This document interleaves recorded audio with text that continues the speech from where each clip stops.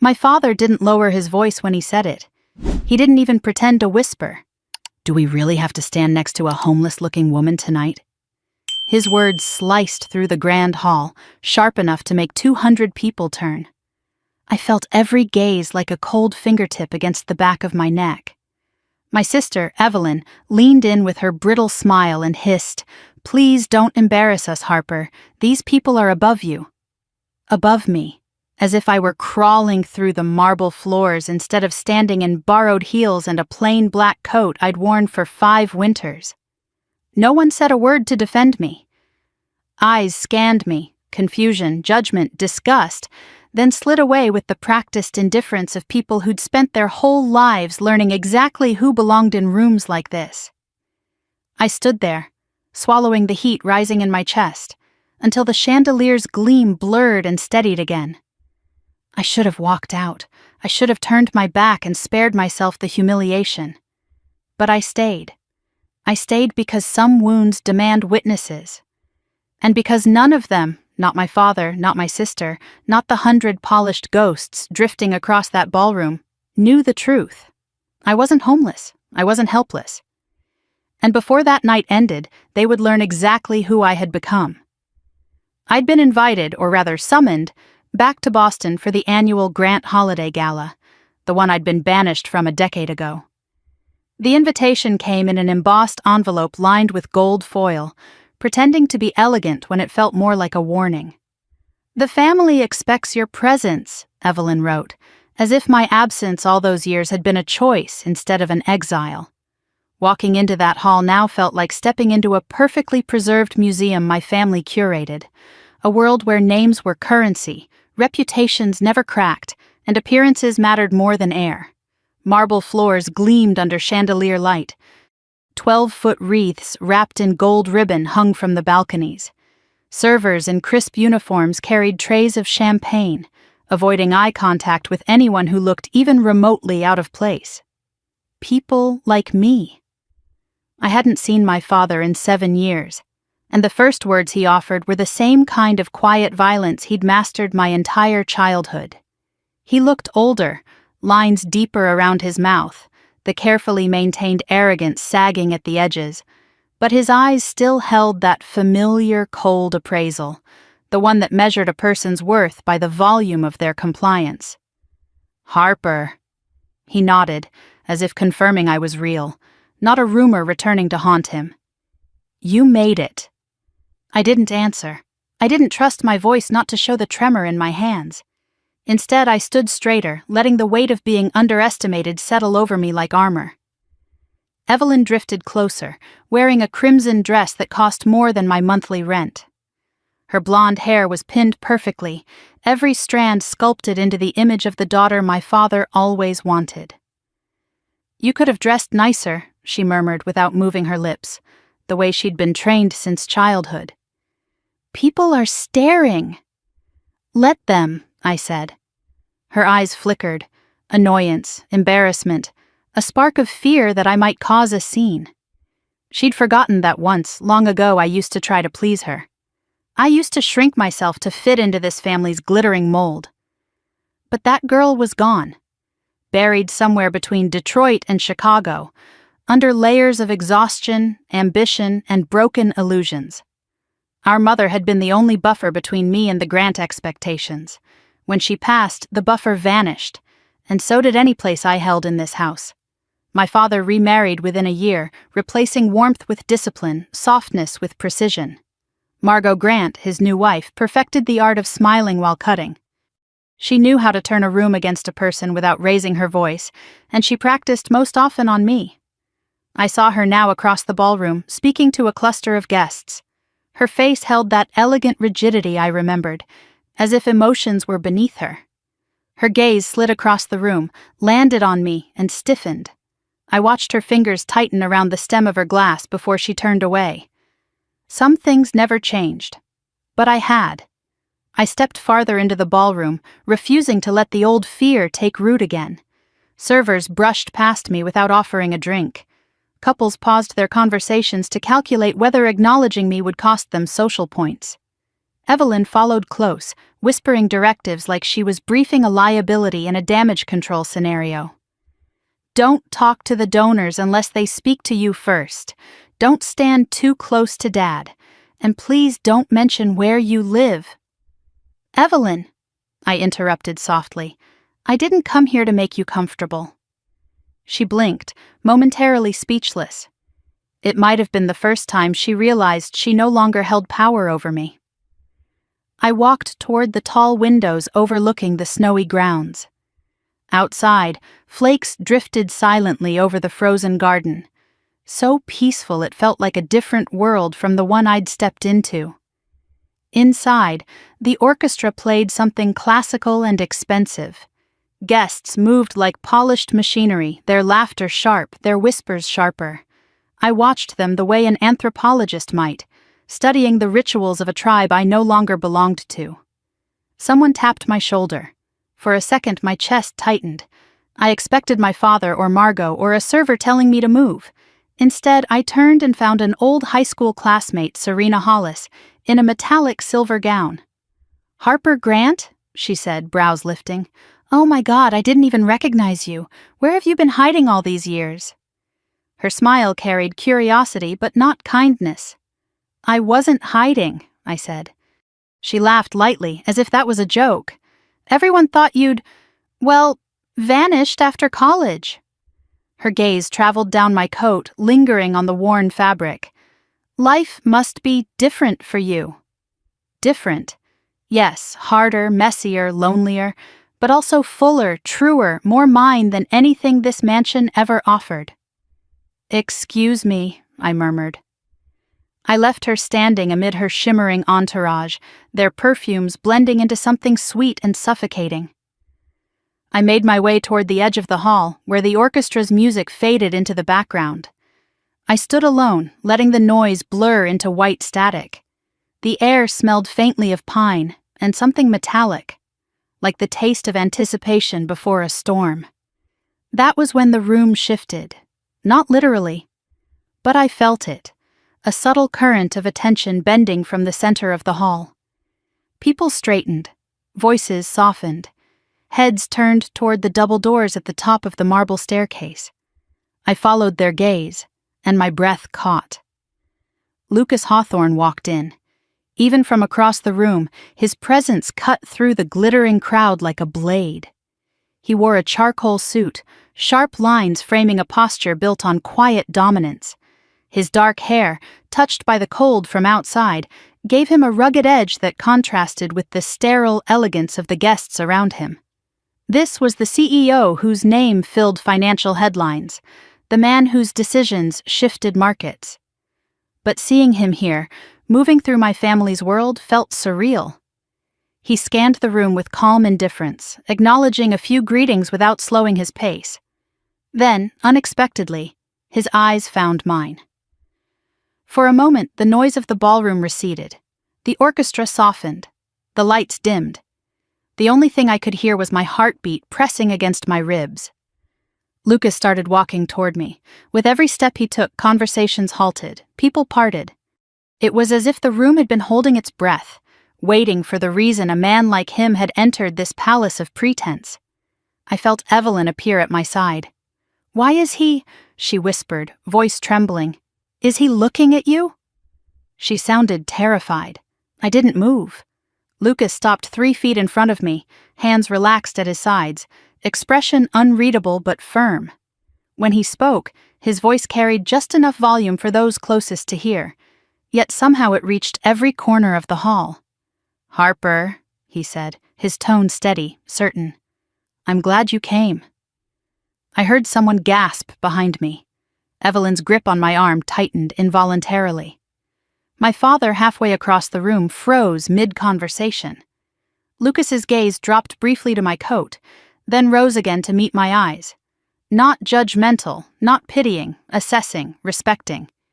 He turned slightly, positioning himself between me and the ballroom without blocking me. A protective gesture, subtle but unmistakable. "Are you all right?" he asked quietly. "Yes," I said, though my pulse was still trembling. "Good," he replied. Because we have things to discuss tonight." I wasn't sure if the room heard that sentence, but they certainly heard what came next. A man in a navy tuxedo, someone my father had been groveling to all evening, approached Lucas with outstretched hand. "Mr. Hawthorne, welcome. We're honored." Lucas didn't shake his hand. Instead, he looked directly at me. "I'm here as her guest," he said. A ripple of shock spread across the hall. I felt the floor steady beneath me, like a foundation I never knew I'd been standing on. Lucas's presence at this gala was no small gesture. It was a declaration, one that sliced clean through every assumption my family had ever made about me. Before anyone could respond, a server rushed by with champagne. He paused, offering the tray to Lucas, and then hesitated before glancing at me. Lucas took 2 glasses. He handed one to me first. My father's face paled from across the room. Evelyn whispered, "What is happening?" I didn't answer her. For the first time in 10 years, I didn't feel small in this house. I didn't feel out of place. I didn't feel like a ghost haunting a world that rejected me. I felt seen.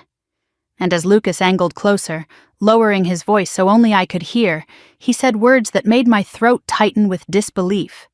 "You don't have to stand alone tonight." The chandelier above us glittered brighter, refracting light across the hall like a rain of gold. The orchestra swelled.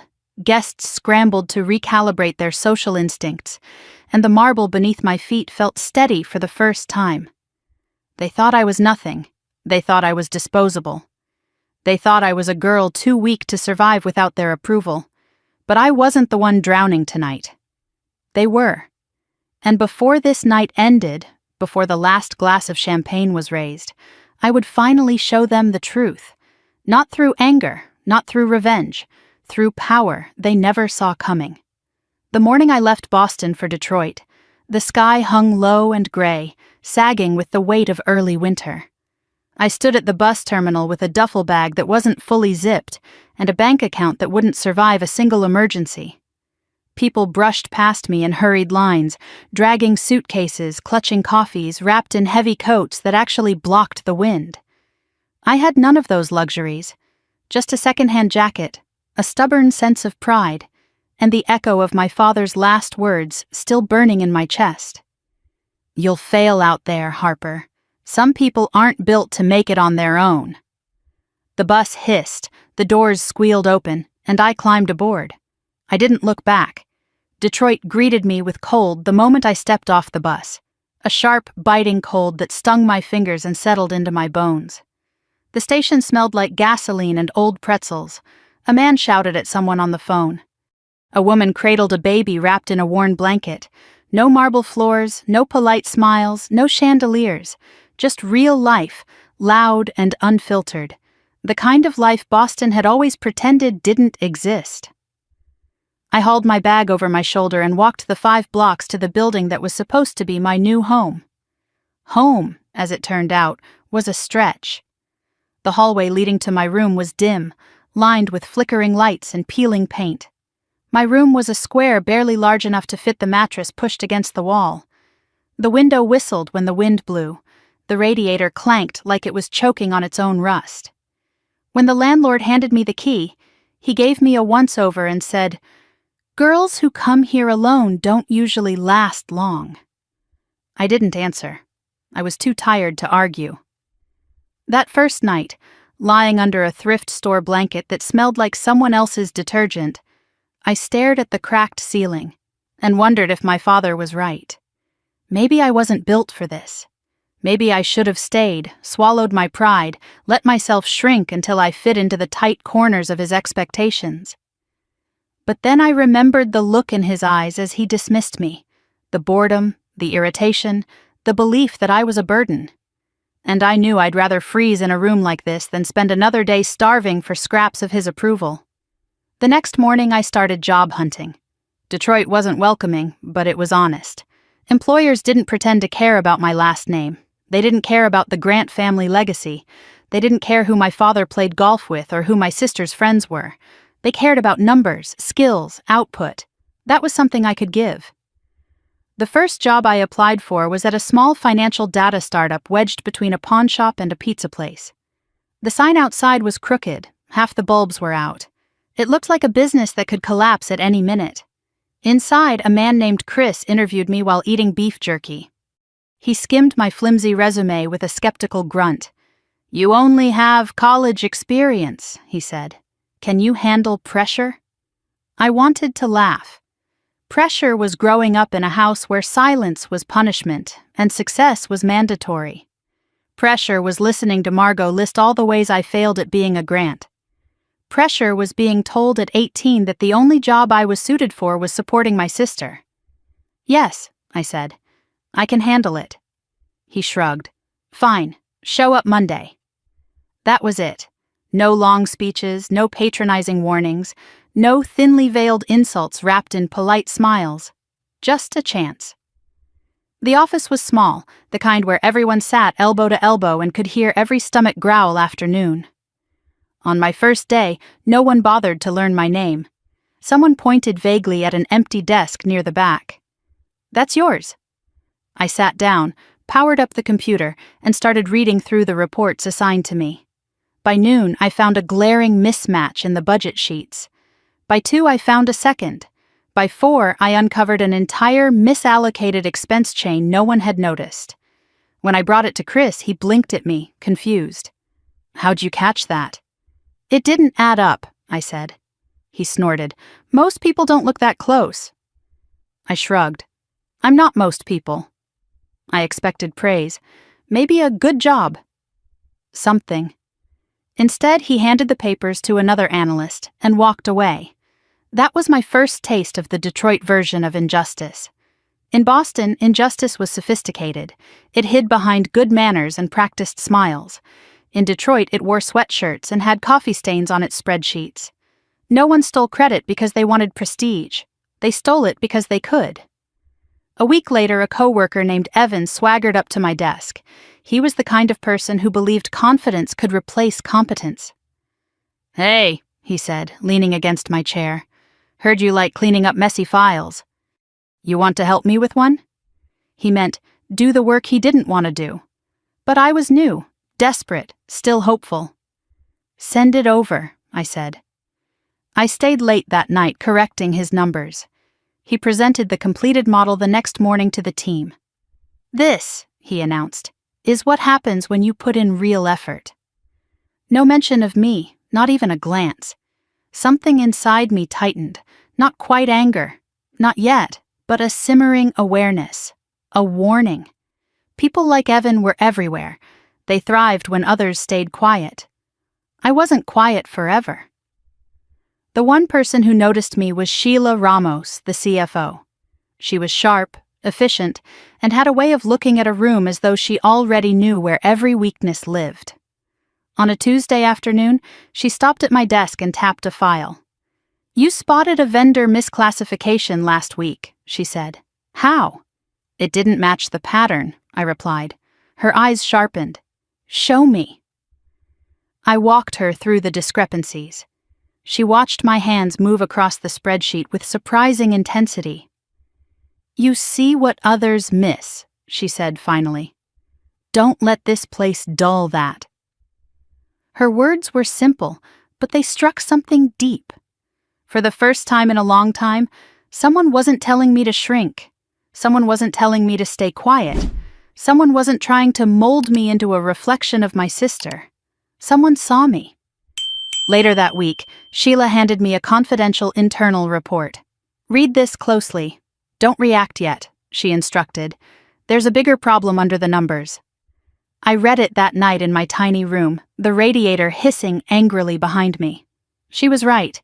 The inconsistencies weren't just sloppy accounting. They were strategic. Someone was burying liabilities inside shell categories, hoping no one would dig deep enough to expose them. Detroit wasn't just chaotic. It was corrupt in small, unpolished ways. I didn't sleep well. My brain kept replaying the implication. Someone wanted to hide the truth. Evan proved it the next morning. When a senior client report went bad, he pointed at me before I even walked into the conference room. "Harper made the changes last. Must have been her. I stared at him, stunned. I had never touched that file. My face burned as the team glanced at me, some curious, some disinterested, some clearly eager to let someone else take the blame. I opened my mouth to defend myself, but Sheila stepped in. "Enough," she said, her voice slicing through the tension. "I reviewed the file last night. The mistakes weren't hers." Evan flushed, mumbling an excuse before retreating. That was the moment I realized how fragile corporate loyalty was, how power shifted not with truth, but with who spoke loudest.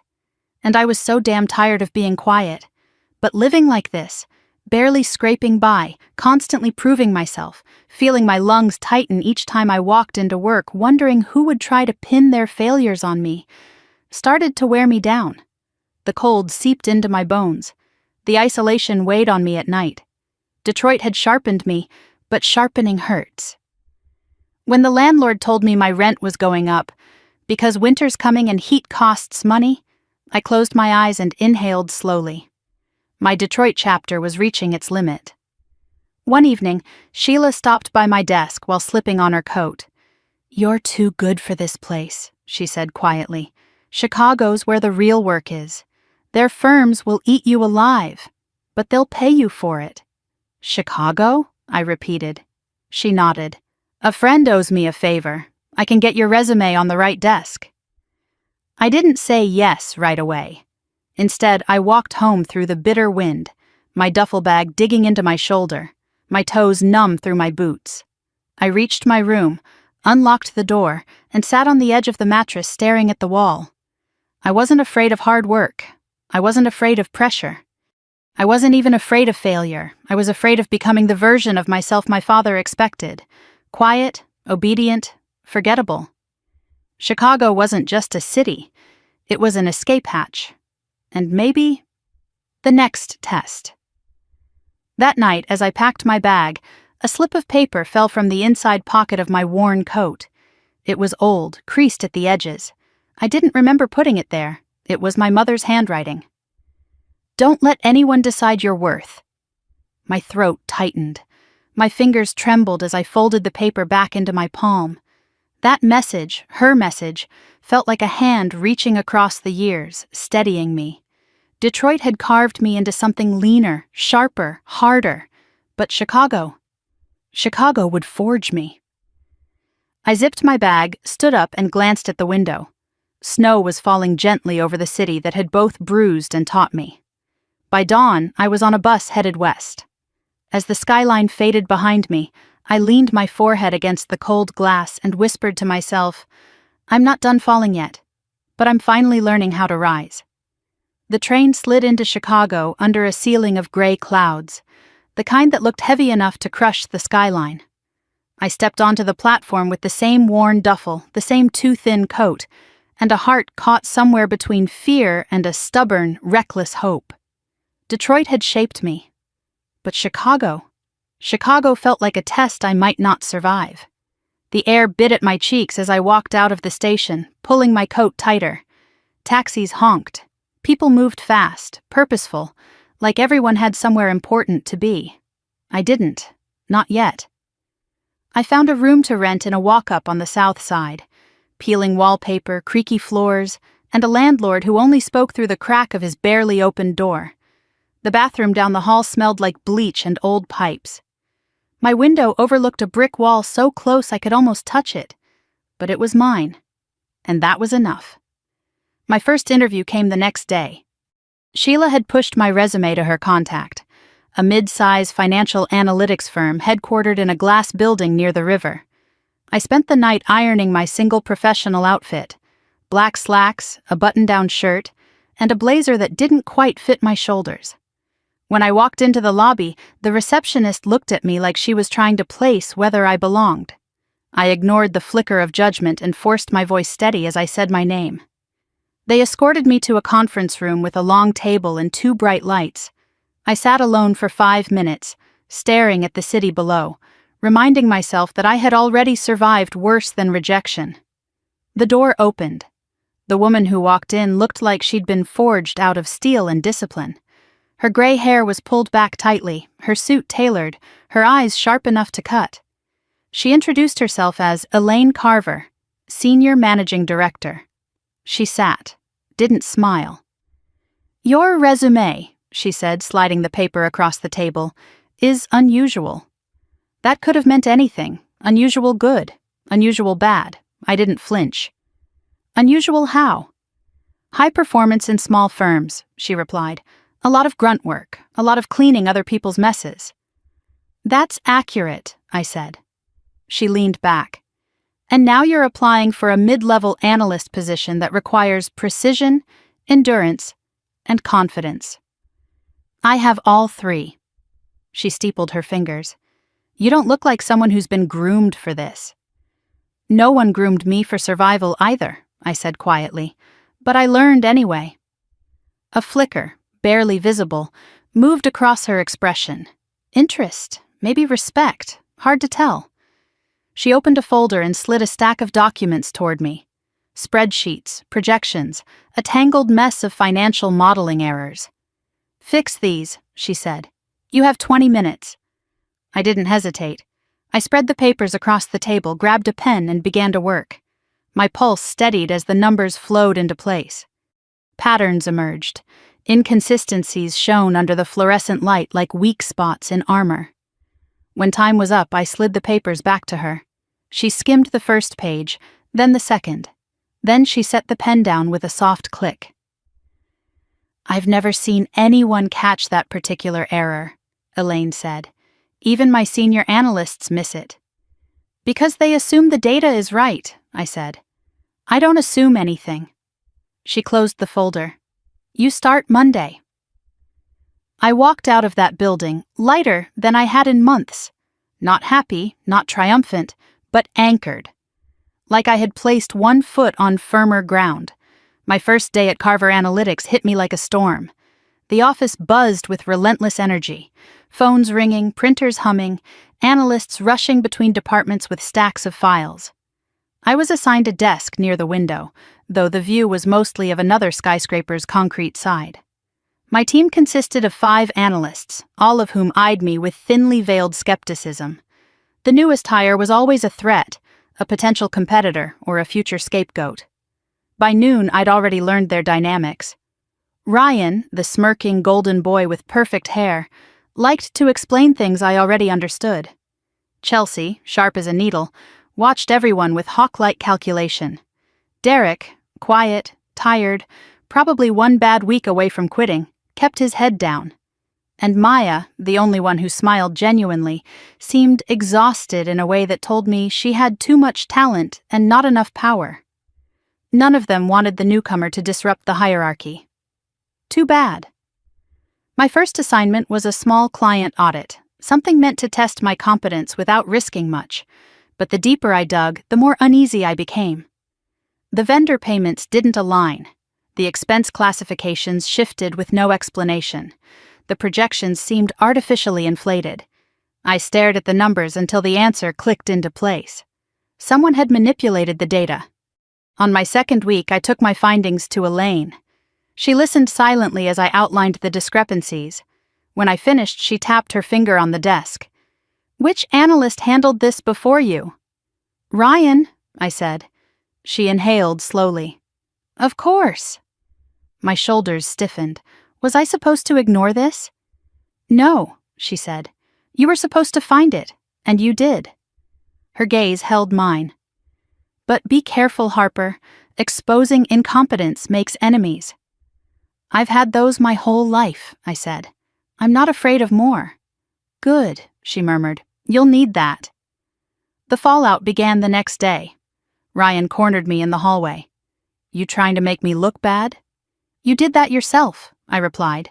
He stepped closer, voice sharpening. "Listen carefully. People like you don't last long here. You're temporary, you're replaceable." "So are you," I said, walking away. I felt his glare burn into my back. That night, I stayed late at my desk, finishing a weekly report. The office emptied until it was just me, the hum of fluorescent lights, and the city's glow spilling in through the window. I didn't hear the footsteps until someone spoke behind me. You're making noise. It was Maya, clutching a mug of tea. I blinked. Noise? She pointed to the spreadsheet glowing on my monitor. Word travels fast. Ah, I murmured. That kind of noise. She sat on the edge of my desk. Just be ready. Ryan can't stand the thought of someone outperforming him, especially a woman he can't talk down to. I'm not here to compete with him, I said. Her smile was faint. That's what scares him. Over the next month, I took on more assignments, more late nights, more messy files no one else wanted. I didn't complain, not because I enjoyed being buried alive, but because I knew the truth. If I didn't take the work, someone else would weaponize it against me. My reputation grew in small, quiet ways. When someone needed an analysis double-checked, they came to me. When something didn't add up, they whispered my name. I wasn't visible, but I was essential, the kind of worker companies rely on without ever acknowledging. I recognized the pattern. Detroit had taught me the blueprint. Chicago perfected it. One night, I was reviewing a complex acquisition project when I found a pattern that didn't belong. It wasn't an obvious mistake. It was subtle, smart, almost invisible. Someone was hiding a liability deep inside a chain of adjustments.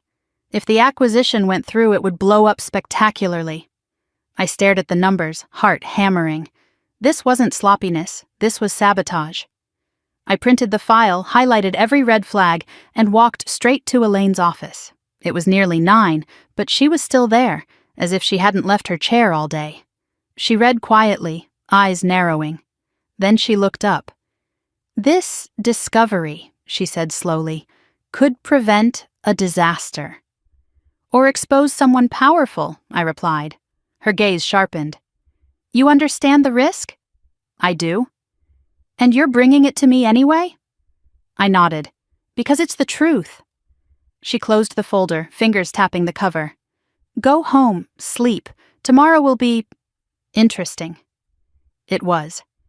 By noon the next day, the partner who managed the acquisition, Ralph Morrison, was escorted out of the building.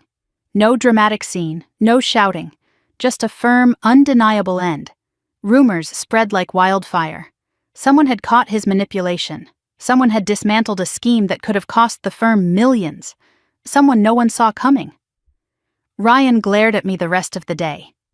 Chelsea stared like she was recalibrating her understanding of who I was. Maya squeezed my arm and whispered, "Good." But the person whose reaction mattered most was Elaine. At 5:30, she called me into her glass-walled office. The door shut behind me with a quiet click. You did more than find an error, she said. You protected this firm. I swallowed slowly. I only followed the data. A lot of people see the data, she said. You understood what it meant. Her expression softened. Not warmth exactly, but something close. Harper, she said, leaning back. Have you ever considered that your ability isn't just analytical? It's instinct, pattern recognition, people recognition. I learned that from necessity. I know, she replied, and necessity builds sharper instincts than privilege ever will. Her words sat heavily in the room. Then she slid an envelope across the desk. What's this? I asked. A ticket to a private investment roundtable next Friday, in Oakwood Tower. My breath caught. Oakwood Tower wasn't just any building. It was a place where major investors, real power, made decisions the public never saw. Why me? I asked. Because you need to meet people who will shape your future, she said, and because someone there asked to see you. Who? She smiled faintly. A name you'll recognize soon enough. I left her office with the envelope clutched in my hand, adrenaline buzzing under my skin. The city lights outside glimmered through the cold glass, shimmering like a map of possibilities.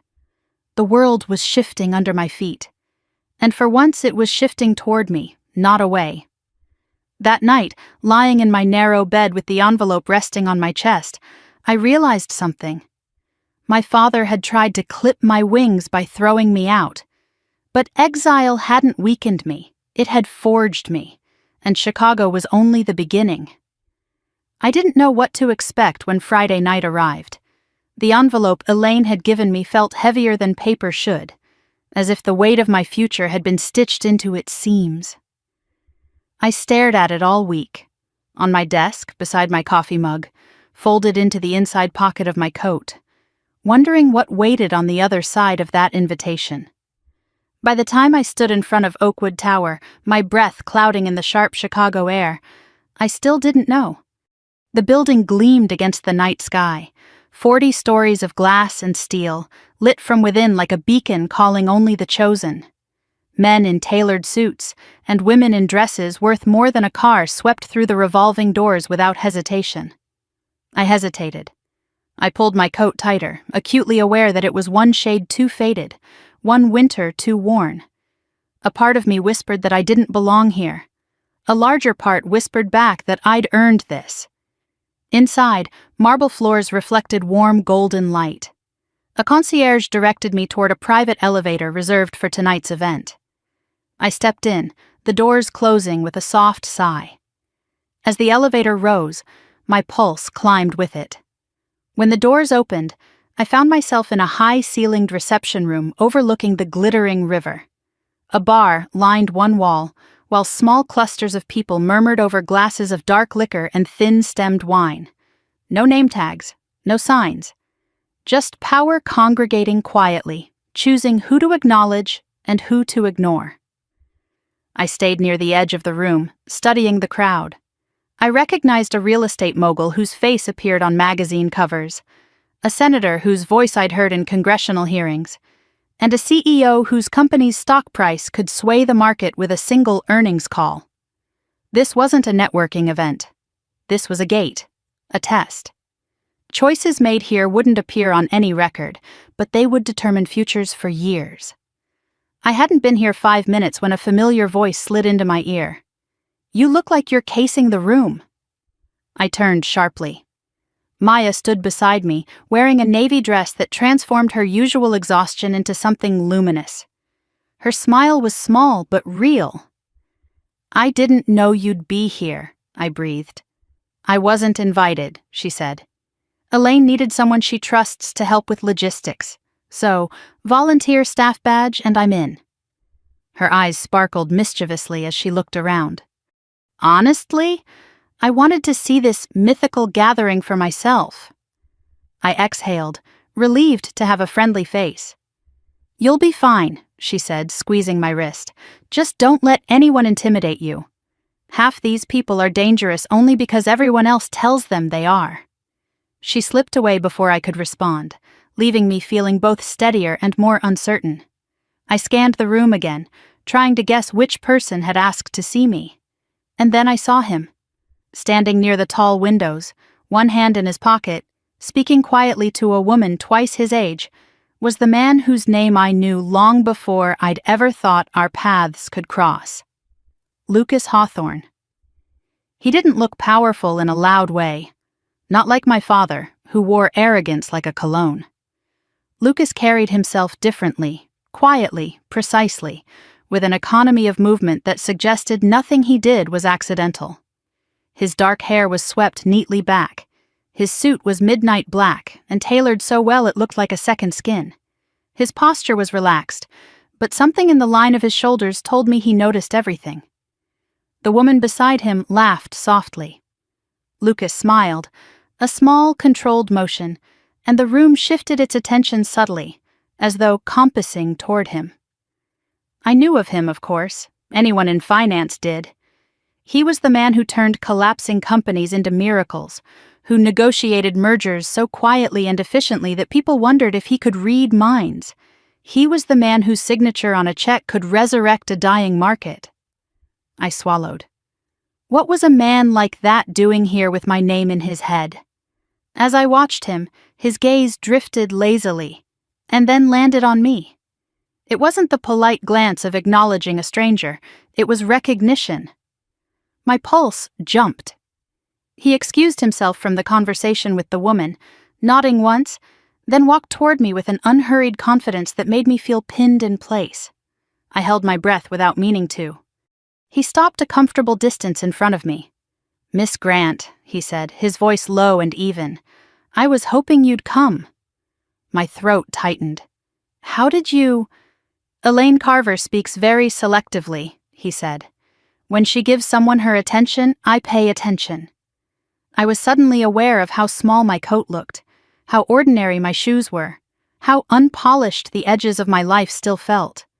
But he didn't examine me the way Boston would have. He didn't look at my clothes. He looked directly at me, eyes steady, taking measure, not inventory. "I'm surprised," I admitted. "I didn't know you knew my name." His mouth curved very slightly. "Names matter less to me than the work behind them, and your work has made its way to people who matter." The heat rose in my chest. I forced myself not to look away. "You have a particular instinct," he continued. "Pattern recognition, risk identification, anomaly detection. A rare set of skills." I swallowed. "I just do my job." "No," he said, his tone softening as though correcting a child gently. "You do what most people can't, or won't." He gestured toward the balcony doors. "Walk with me." I hesitated, but he waited calmly for me to decide, giving me the dignity of choice. It struck me as odd how someone so powerful could be so patient. I nodded. We stepped onto the balcony overlooking the river. The wind was colder here, but the view was breathtaking. Chicago's lights flickered across the water, reflections warping with the current. He rested his hands on the railing. "Do you know why these round tables exist?" "To connect investors?" "To evaluate people," he corrected. "Quietly, precisely, intentionally. The world doesn't rise on money. It rises on judgment." He glanced at me. "And judgment is what you're exceptionally good at." I blinked. I wasn't aware anyone noticed. "People notice the wrong things all the time," he said. "Your coworkers saw a threat. Your father saw a disappointment. I see leverage, capability, vision."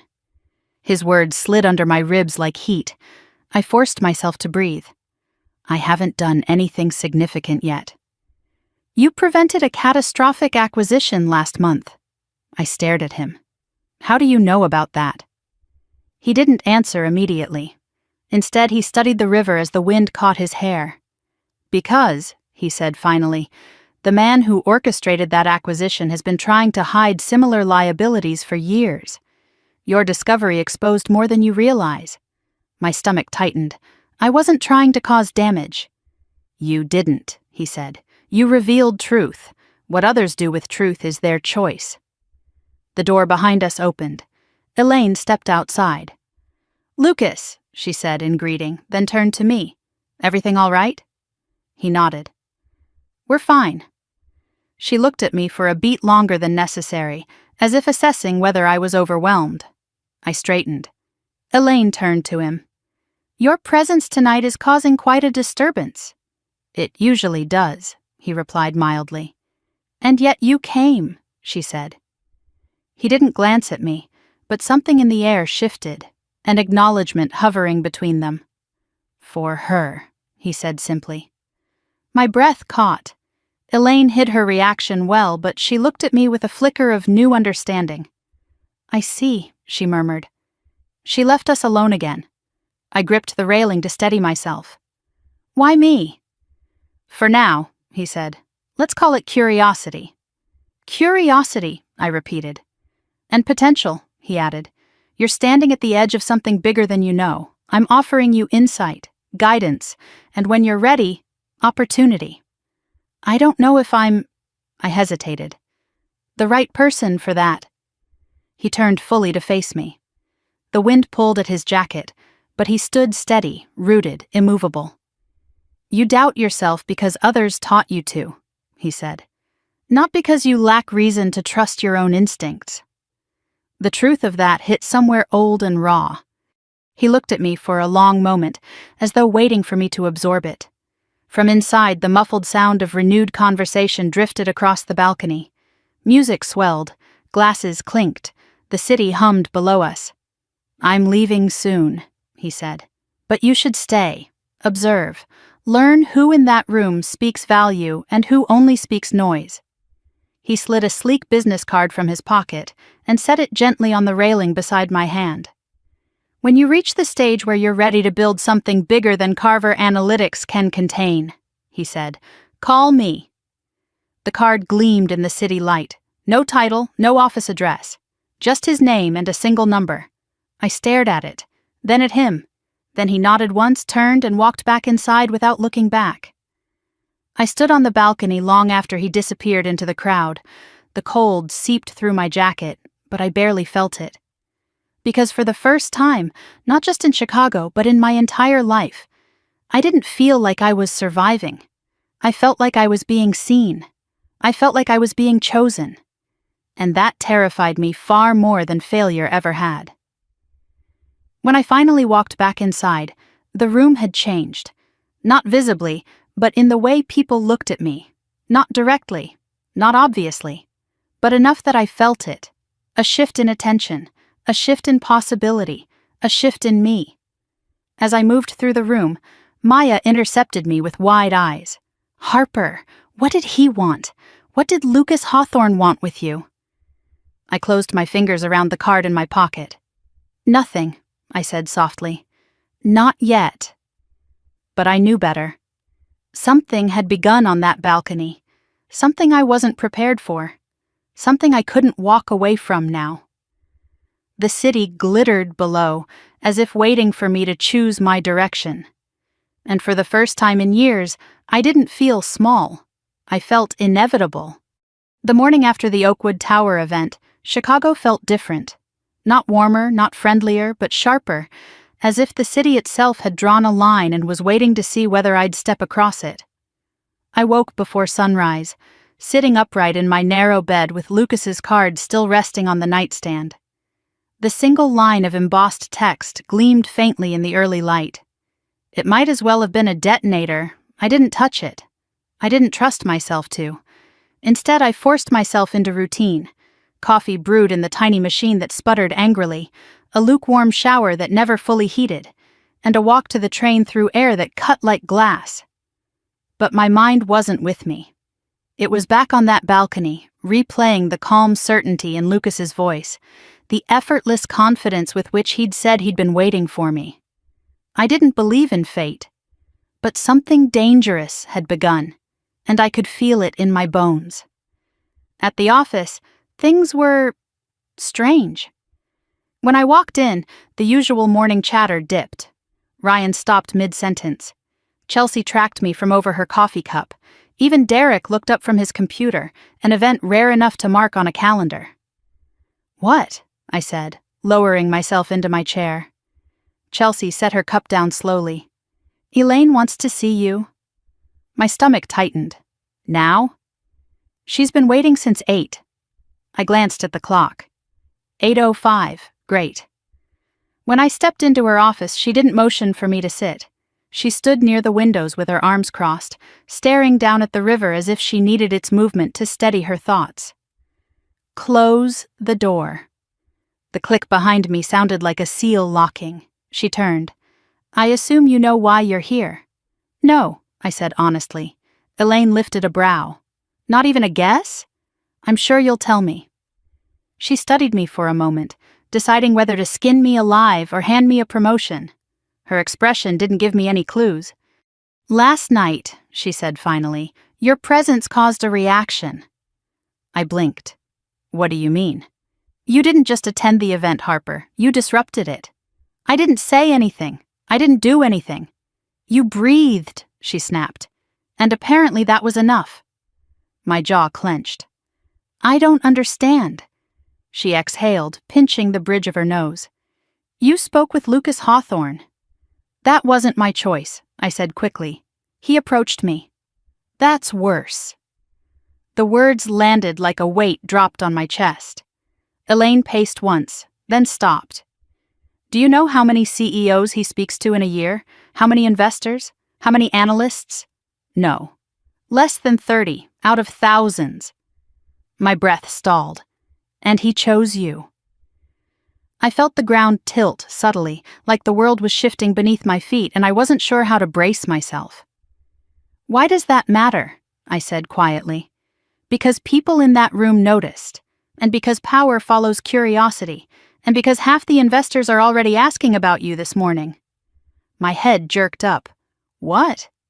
They want to know who you are, where you came from, why Hawthorne gave you his time. Her lips thinned. They want to know what you are. I frowned. That's ridiculous. No, she said. That's influence, the kind you don't ask for, the kind you don't control, the kind that can destroy you if you mishandle it. I swallowed. What am I supposed to do? For now, absolutely nothing. That's not a strategy. It is, she said, when the alternative is becoming the target of every ambitious person in this firm. She walked back behind her desk, folded her hands, and said something I wasn't prepared for. I'm protecting you. I blinked at her. Why? Because someone protected me once, she said simply. And because despite your stubborn insistence otherwise, you're not ready for the kind of attention you just attracted. Heat crawled up my neck. I didn't attract anything. You did, she said. By being good, by being sharp, by being the kind of analyst who sees what others ignore. Her eyes pinned me to the carpet. And by having a story people don't know how to categorize. My heart thudded. What story? She nodded once. Exactly. No one knows. No one can place you. And that is dangerous. I didn't respond. Couldn't respond. She sat back. For the next few weeks, you stay quiet. You don't mention Hawthorne. You don't mention last night. And you certainly don't use that card. My pulse kicked painfully. I wasn't planning to. You will, she said with certainty that made me flinch. One day, but not now. A knock interrupted us. Come in, she called. The door opened, and Ryan stepped inside, wearing a smile so fake it could have been painted on. Sorry to interrupt, he said smoothly. I just wanted to let you know that the Arlington account needs an updated risk analysis. Elaine stared at him. And why are you telling me this? He clasped his hands.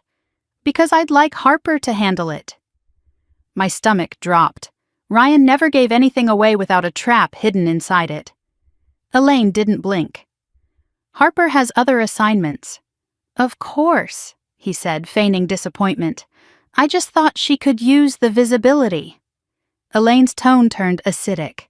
She doesn't need your help with visibility. The corner of his mouth twitched. I thought I'd offer. Elaine dismissed him with a flick of her hand. When the door shut, she turned to me. He's going to test you, she warned. He thinks you're rising too fast. He'll try to pull you apart piece by piece. I nodded, jaw tightening. I've dealt with men like him my entire life. You dealt with them, she said. Now you need to outmaneuver them. She leaned forward. Don't make yourself a bigger target than you already are. I walked out of her office with my heart pounding, feeling the walls shift around me. Because she was right. People had noticed. And not in a way that made me feel safe. The rest of the day passed in a blur. I kept my head down, worked my files, and ignored the lingering stares. At 5, I packed my things and bundled up against the cold. As I stepped outside, snow had begun to fall, soft at first, then heavier, building rapidly across the sidewalks. I pulled out my gloves and felt the edge of the card in my pocket.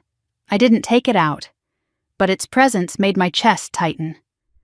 I walked toward the train station, but halfway there, my phone vibrated. Unknown number. I almost ignored it. Then I didn't. Hello? Harper. The voice froze me mid-step. Lucas. I gripped the phone tighter. How did you get this number? Elaine, he said simply. I swallowed. Why are you calling me?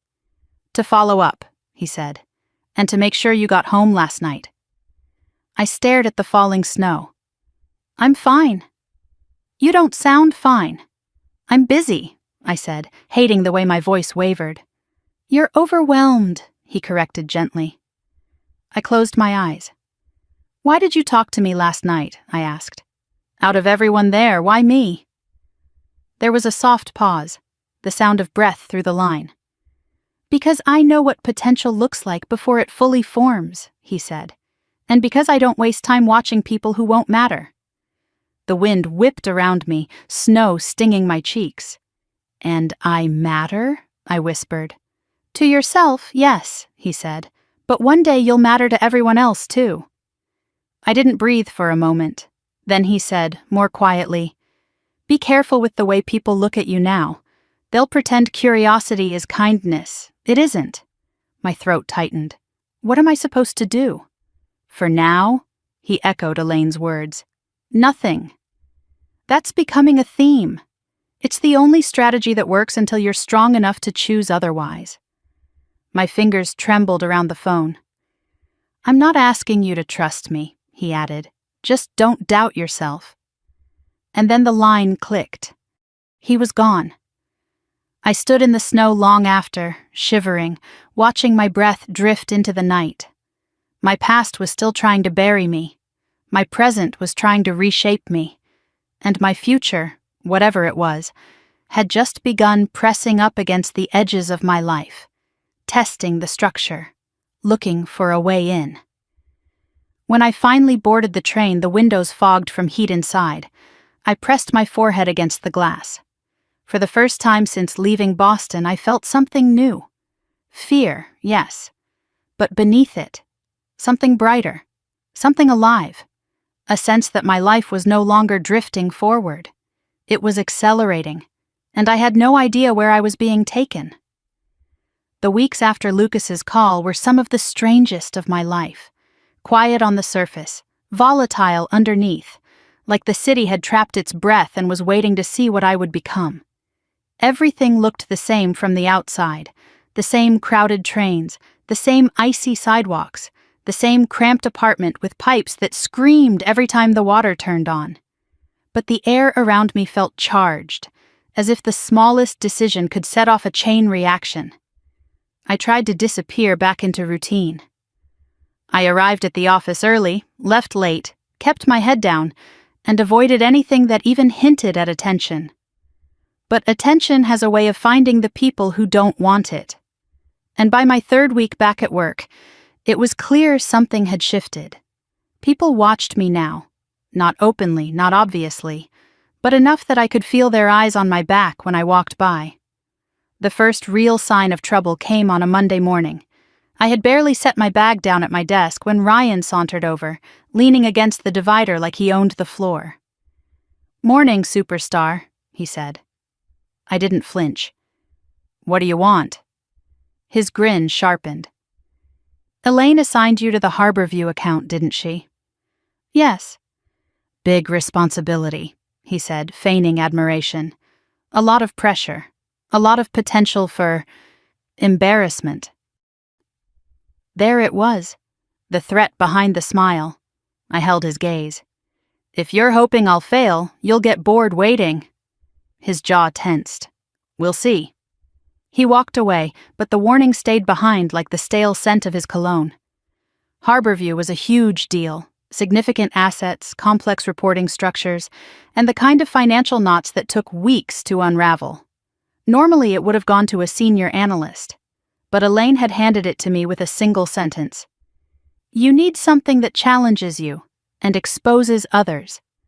Those were the kinds of words that could get someone killed in a place like this. I spent days combing through the files, mapping out inconsistencies like a detective tracking a serial pattern. And the deeper I dug, the more uneasy I became. Something wasn't just wrong, something was being concealed. Transactions were offsetting each other too neatly. Expenses were masked under vague cost centers. The projection model had a smoothness no real business ever achieved. Someone was hiding chaos behind manufactured calm. My stomach twisted. I'd seen this kind of trick once before.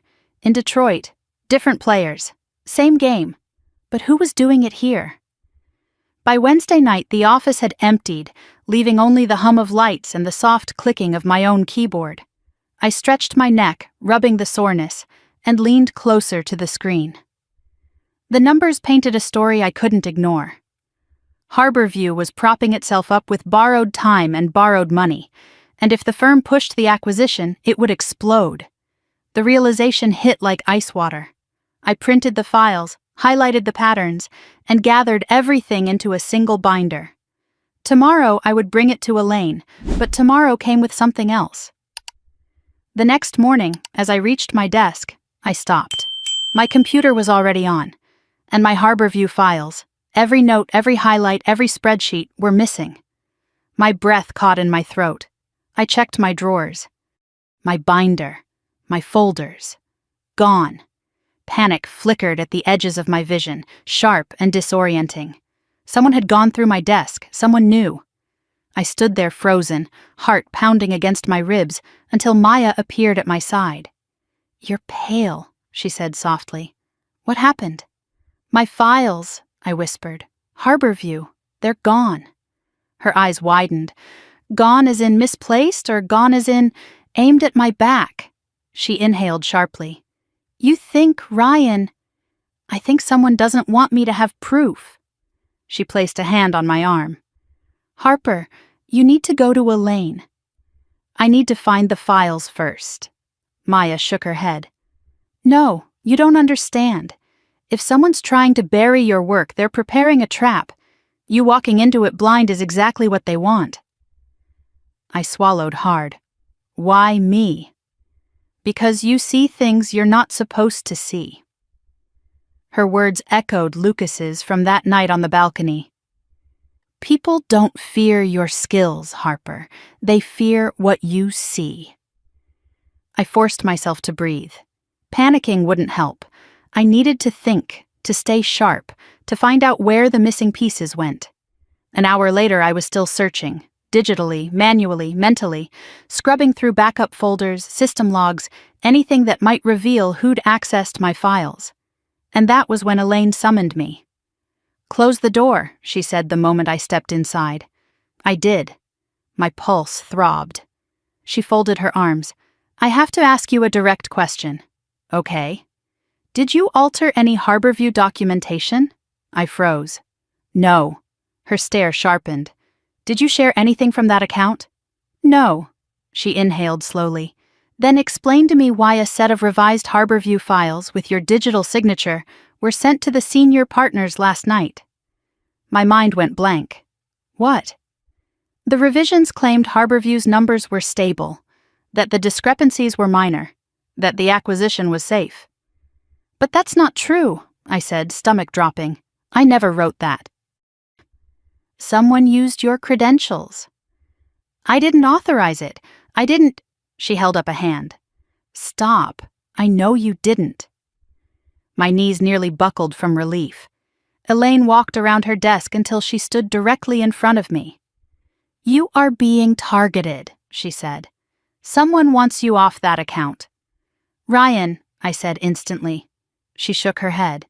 "Ryan's a parasite, not a strategist. This is someone with access, someone higher." My mouth went dry. "Why would they go after me?" "Because you're too good. You dug too deep. You found something that wasn't meant to be found." My hands trembled. "What do I do?" "For now, nothing."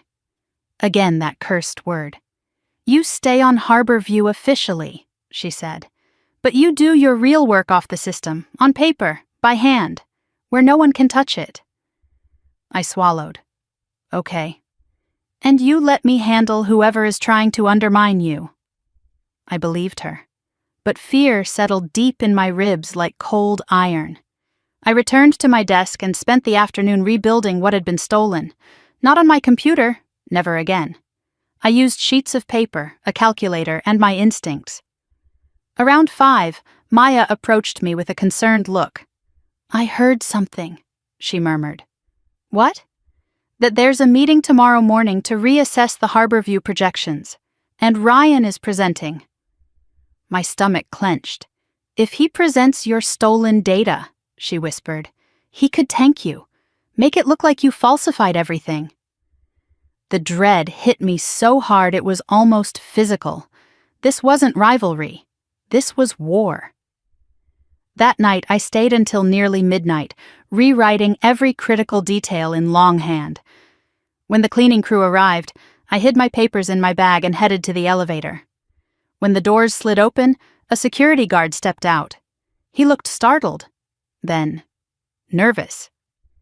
"Ms. Grant?" he said. "Yes?" "There was a request earlier. Someone asked if you were still in the building." My pulse stuttered. "Who?" He hesitated. "They didn't give a name." A chill rippled through me. "That's all," he said quickly. "Just thought you should know." I walked out into the cold night shaking. Every shadow felt too dark, every footstep behind me too loud. By the time I reached my apartment, my nerves were frayed. I locked the door twice. Then I sat on my bed and pulled out the papers, spreading them around me like a fortress of truth. Somewhere in those numbers was the key to why Harborview mattered, why someone wanted to bury it, why I had become a threat. I traced the columns with my fingertips, searching for what I had missed, and then I saw it. A pattern in the liabilities, a shell transfer, a repeating sequence of dates. Someone wasn't just hiding losses, someone was laundering them through a silent subsidiary. And the partner responsible. My blood ran cold. It wasn't Ryan, it wasn't someone petty or jealous. It was someone with enough power to take down anyone who stood in the way. In the quiet of my room, with the radiator clanking like a broken heartbeat, I whispered the name out loud, and the sound of it made my hands go numb. I wasn't in over my head. I was drowning. But there was something else, too. A spark of defiance. The kind I'd carried since the day my father threw me out, calling me a disappointment. Since the day I stepped onto a Detroit sidewalk with nothing but grit and a duffel bag, I wasn't going to let them bury me, not again. I gathered the papers carefully and placed them in a thick folder, tucking it beneath my mattress. Then I picked up my phone. I didn't call Lucas, but I opened my messages and stared at his number. Not yet. Not until I had undeniable proof. Not until I understood the full danger. Not until I was ready. I set the phone down and lay back, staring at the dark ceiling. Tomorrow would be the first real battle. And if I wanted to survive Chicago, if I wanted to rise, I had to be sharper, faster, and far more ruthless than the people who wanted to destroy me. I closed my eyes, steadying my breath. I wasn't afraid of them, not anymore. I was afraid of the part of myself that was beginning to wake up, the part that wanted to fight back and win. The conference room felt colder than the rest of the office, colder than Chicago's winter, colder than the fear twisting in my stomach. I arrived 10 minutes early, clutching my notebook like it was armor. The fluorescent lights hummed overhead, casting pale reflections on the polished table. I could hear faint footsteps from the hallway as others began gathering for the Harborview meeting, the one that could determine whether I survived this firm or became its next quiet casualty. I sat at the far end of the table, choosing a chair where I could see everyone walk in. I needed eyes on every expression, every twitch, every flicker of tension that might reveal who was behind the sabotage. I pulled out my pen, even though my hands trembled slightly. Nerves weren't weakness. They were instinct sharpening itself. Ryan walked in first, as I knew he would. He wore a smug smile, the type that stretched too wide to be genuine. He saw me but didn't acknowledge me, his eyes sliding over me like I was invisible. His suit looked new, too new. People often dressed their best before delivering a betrayal. They liked to look good while ruining someone else's life. Next came Chelsea and Derek, whispering to each other. Derek kept glancing at me with nervous sympathy. Chelsea studied me like I was a puzzle she hadn't solved yet. Elaine entered last, a thick folder in her hands. Her expression was unreadable, calm, composed, lethal beneath the surface. When her eyes met mine, she held the gaze for a beat too long, silently reminding me, "Watch, listen, don't react."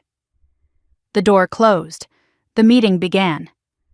"Thank you all for coming," said Mr. Walters, one of the senior partners. He adjusted his glasses and flipped through a packet in front of him. We're here to review the revised Harborview projections and assess whether we move forward with the acquisition timeline. My pulse hammered. Revised projections, the forged ones. Ryan, Walters continued, I believe you have the updated analysis. Of course, Ryan said brightly, standing and walking to the front of the room. Let's begin. He dimmed the lights and pulled up a slide deck. I recognized the formatting immediately.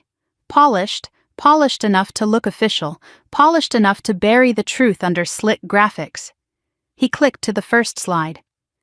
As we can see, Harborview is stabilizing after a period of volatility. Their long-term projections show strong growth potential. Lie. Slide 2. The short-term liabilities have already been addressed. Minor discrepancies, nothing structural. Another lie. Slide 3. Our risk exposure is minimal. A lie that could destroy the firm if believed. My throat tightened. Ryan's voice flowed smoothly, rehearsed, confident, perfect for someone presenting someone else's lies as his own brilliance. And every fact he cited was a dagger pointed at my career. Because if the partners believed these numbers, they'd approve the acquisition. And when the truth came out, as it inevitably would, they would trace those false projections back to the digital signature attached to them. Mine. I forced myself to breathe evenly, to keep my face neutral. My fingers dug into the underside of the table until my nails hurt. Halfway through the presentation, Elaine finally spoke. Ryan, she said calmly, could you elaborate on the methodology used to adjust the Q3 vendor liabilities? Ryan paused, but only for a heartbeat. Certainly.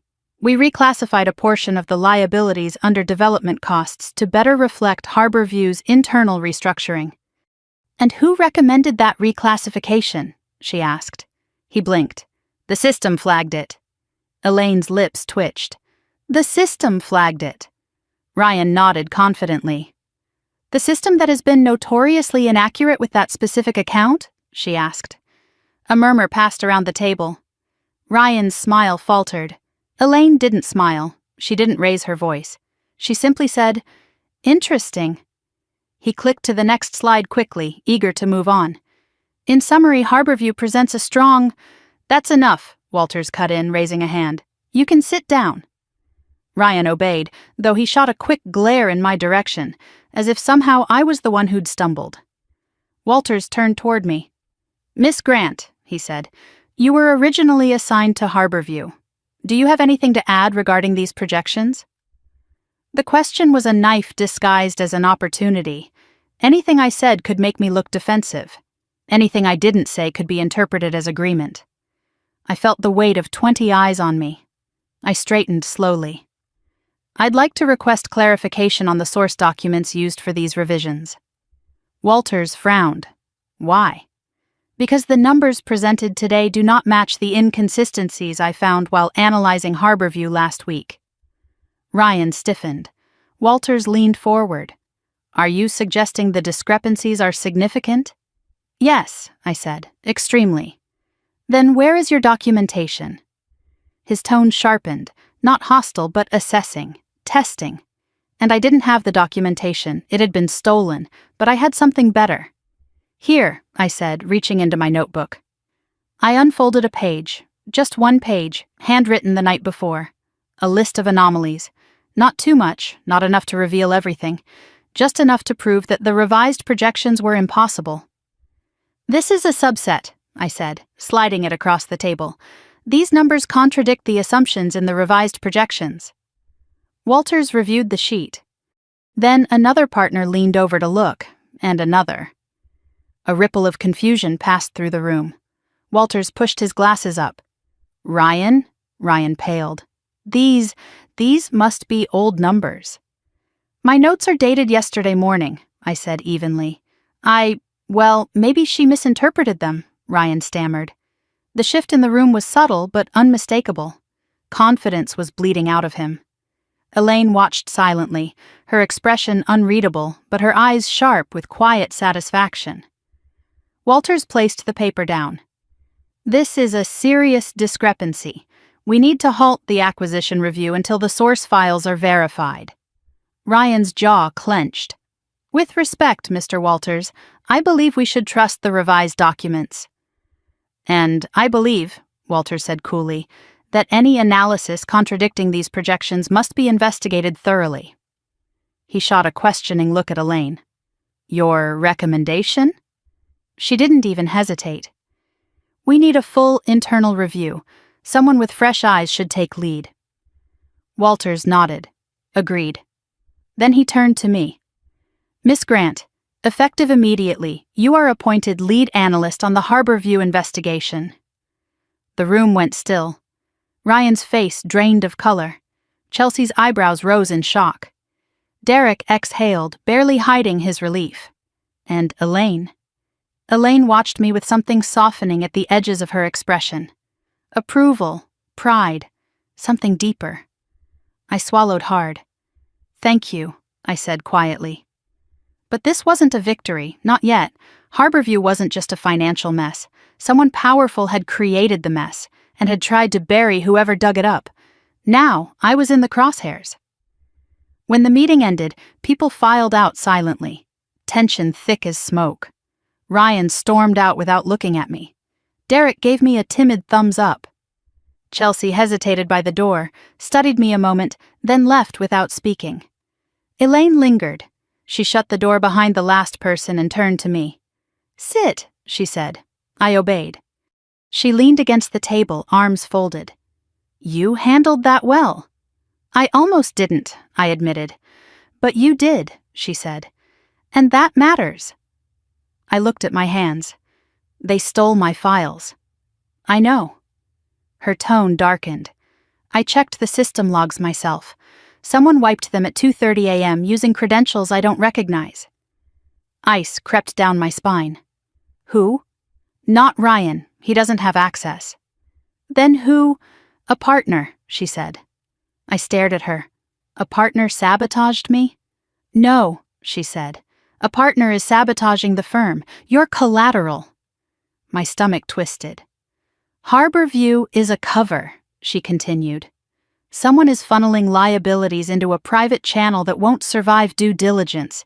You found the cracks, and they're terrified. I swallowed painfully. What do? We gather evidence, she said. Quietly, carefully. And when the truth is undeniable, we present it in a room where no one can bury it.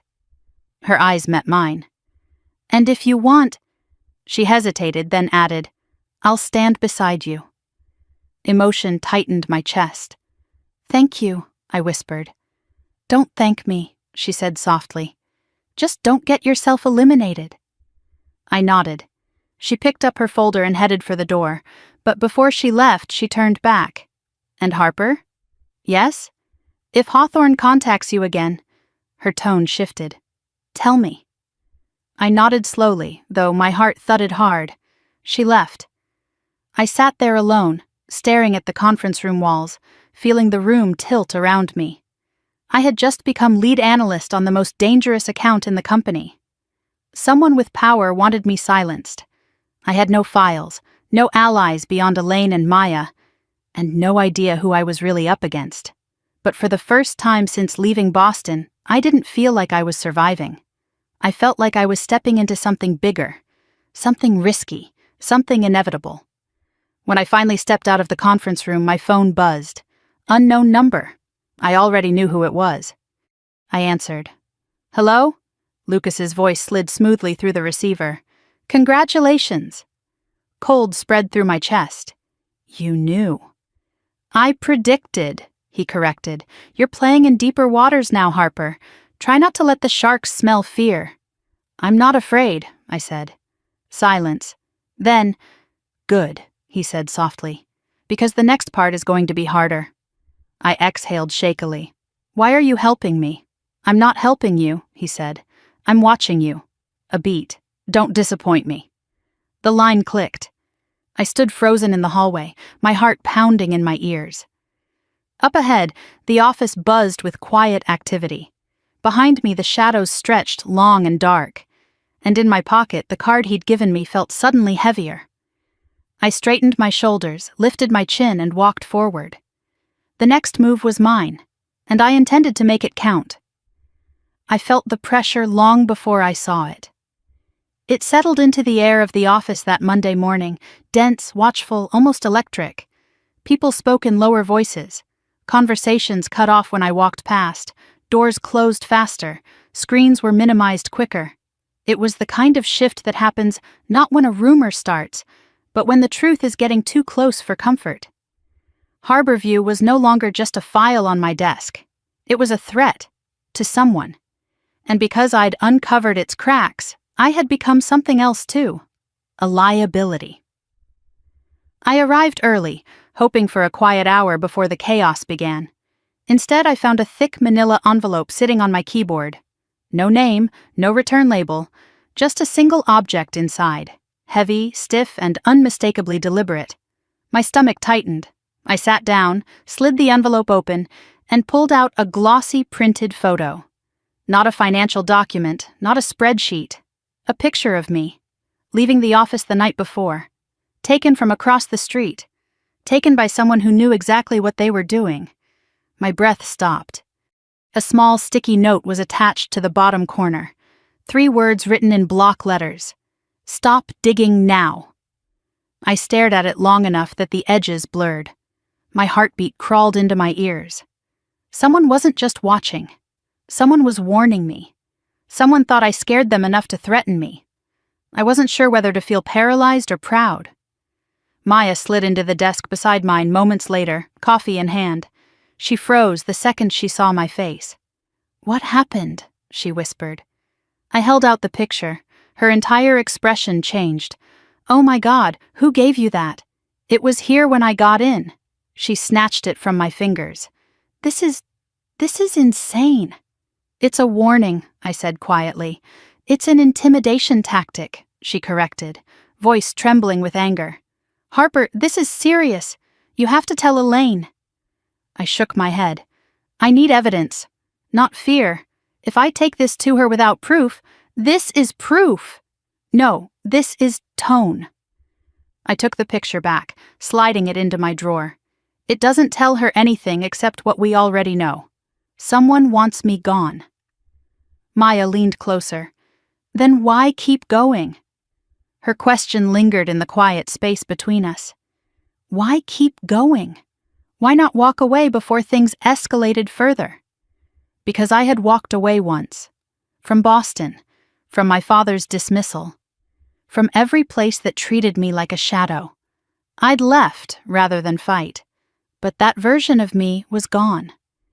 "You know why?" I said softly. Maya looked at me, eyes heavy with worry. "Promise me you'll be careful." "I'll try," I said. She didn't look reassured. By 9:30, the office was filling fast. At 10, Elaine asked me to bring my Harborview findings to her office. I carried the paper files, the real ones, handwritten, and placed them on her desk. She scanned through them quickly, brows knitting tighter with each page. "This is worse than I expected," she said. "I know. This shell company, Pinegate Holdings, it's absorbing liabilities Harborview has no ability to cover." "Yes." She tapped the page, and the same signature approved every transfer. My stomach churned. "Do you recognize it?" "Yes," she said, "but you won't want to hear the name." Before she could speak, someone knocked on the door. The sound was light but decisive, like a judge tapping a gavel. "Come in," Elaine said. The door opened, and the air in the room changed. Standing in the doorway was the last person I expected to see inside Carver Analytics. Martin Price, partner, firm leader, the man whose signature was on the Pinegate Holdings transfers. He smiled at me, thin as a blade. "Elaine, Miss Grant." My fingers curled around my notes. Elaine's expression shifted into something polite and icy. "Martin, we're in the middle of a review." "So I heard," he said smoothly, stepping fully inside. "Harborview, yes? A tangled account, full of misunderstandings." "Not misunderstandings," I said quietly. "Manipulations." His eyes slid toward me. Interesting choice of words. Elaine stepped in. Harper has uncovered several inconsistencies. I'm sure she has, Martin said, voice dripping with patronizing warmth. Fresh eyes sometimes misinterpret complexity. I felt heat flare in my chest.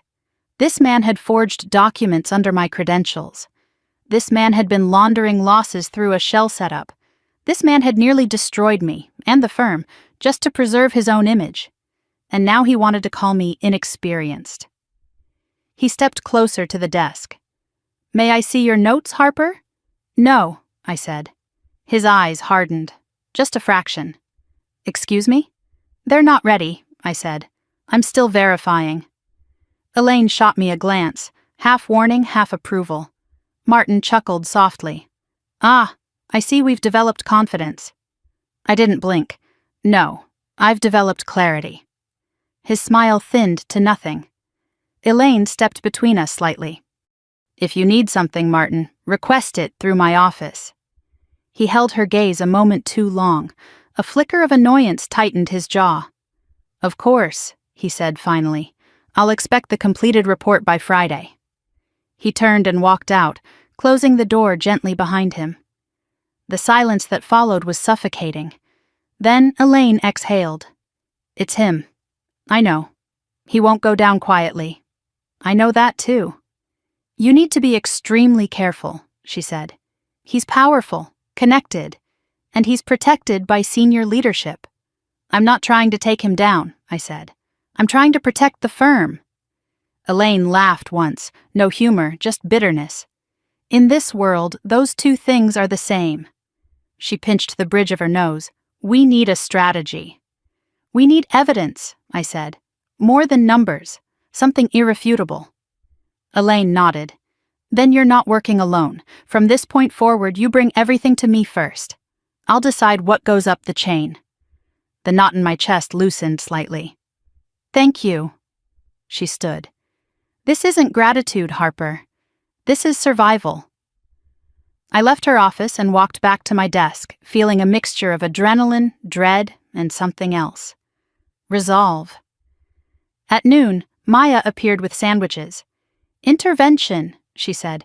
You haven't eaten. I took the food reluctantly. She sat beside me, lowering her voice. I overheard something. I braced myself. What? Ryan's been meeting with Martin. My jaw clenched. Of course he has. They think you're going to expose something. They think you'll make noise. I'm not trying to make noise. But they don't know that, she said. All they know is that you're dangerous. I stared at her. Am I? Yes, she whispered, and that's why you have to be smarter than them. At 3, my inbox pinged. One new message. Subject, stop pursuing Harborview. The body was empty. No name, no signature. But the threat was loud. By 5, most of the office began thinning out. I stayed. My desk lamp cast long, lonely shadows across stacks of papers. I combed through transactions again, line by line, date by date. What was Martin hiding? Who else knew? Where was the weak point? At 6:30, my phone buzzed. Unknown number.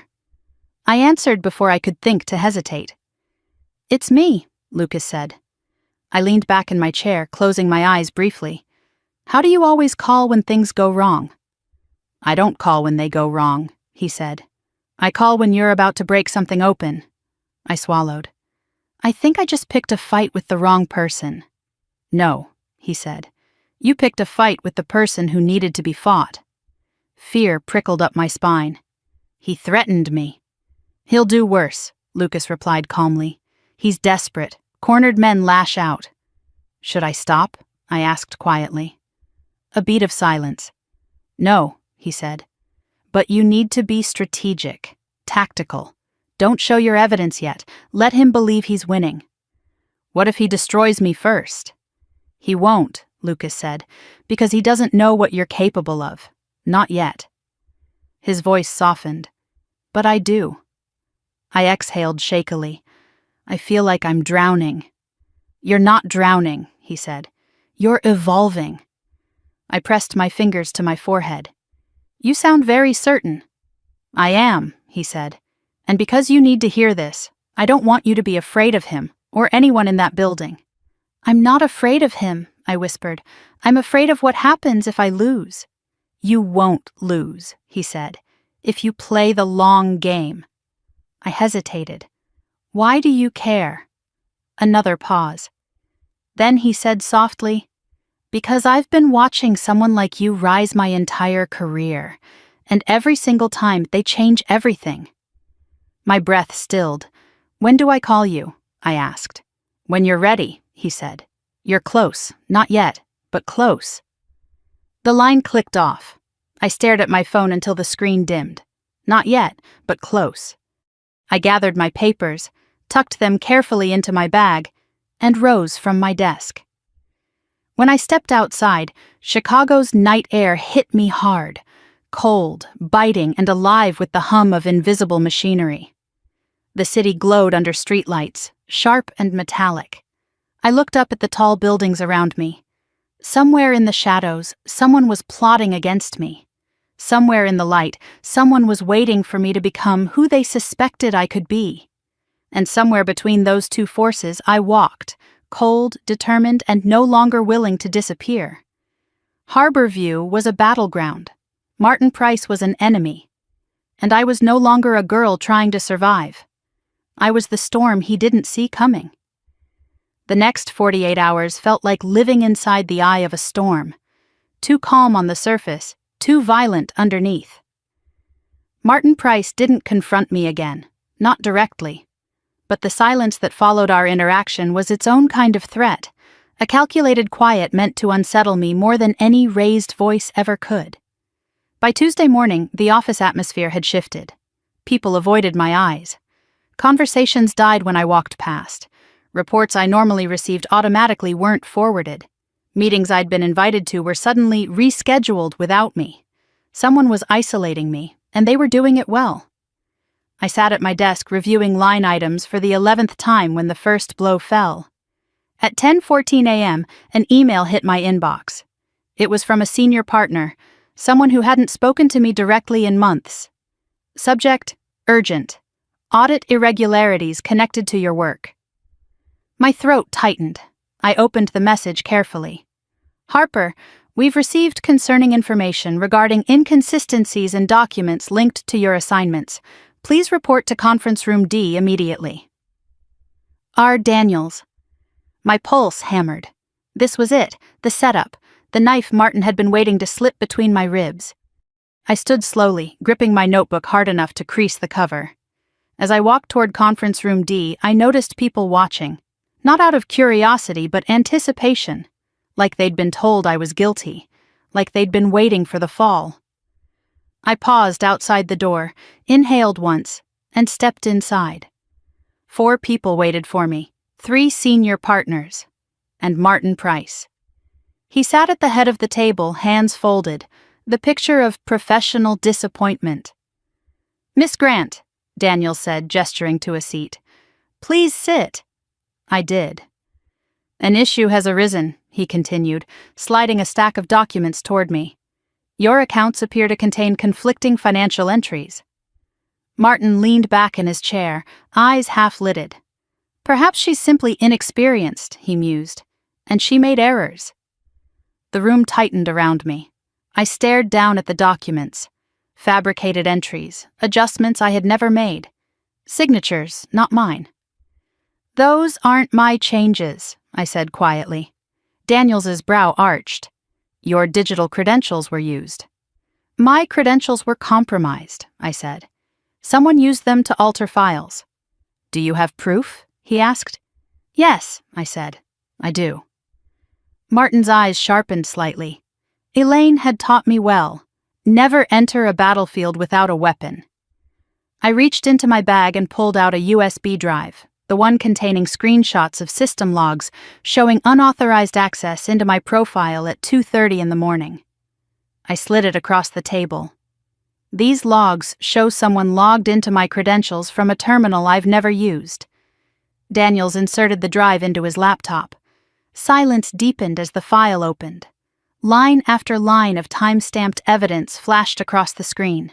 Unauthorized login, unauthorized file transfer, unauthorized edits. Everything tied not to my computer, but to a terminal inside the executive wing.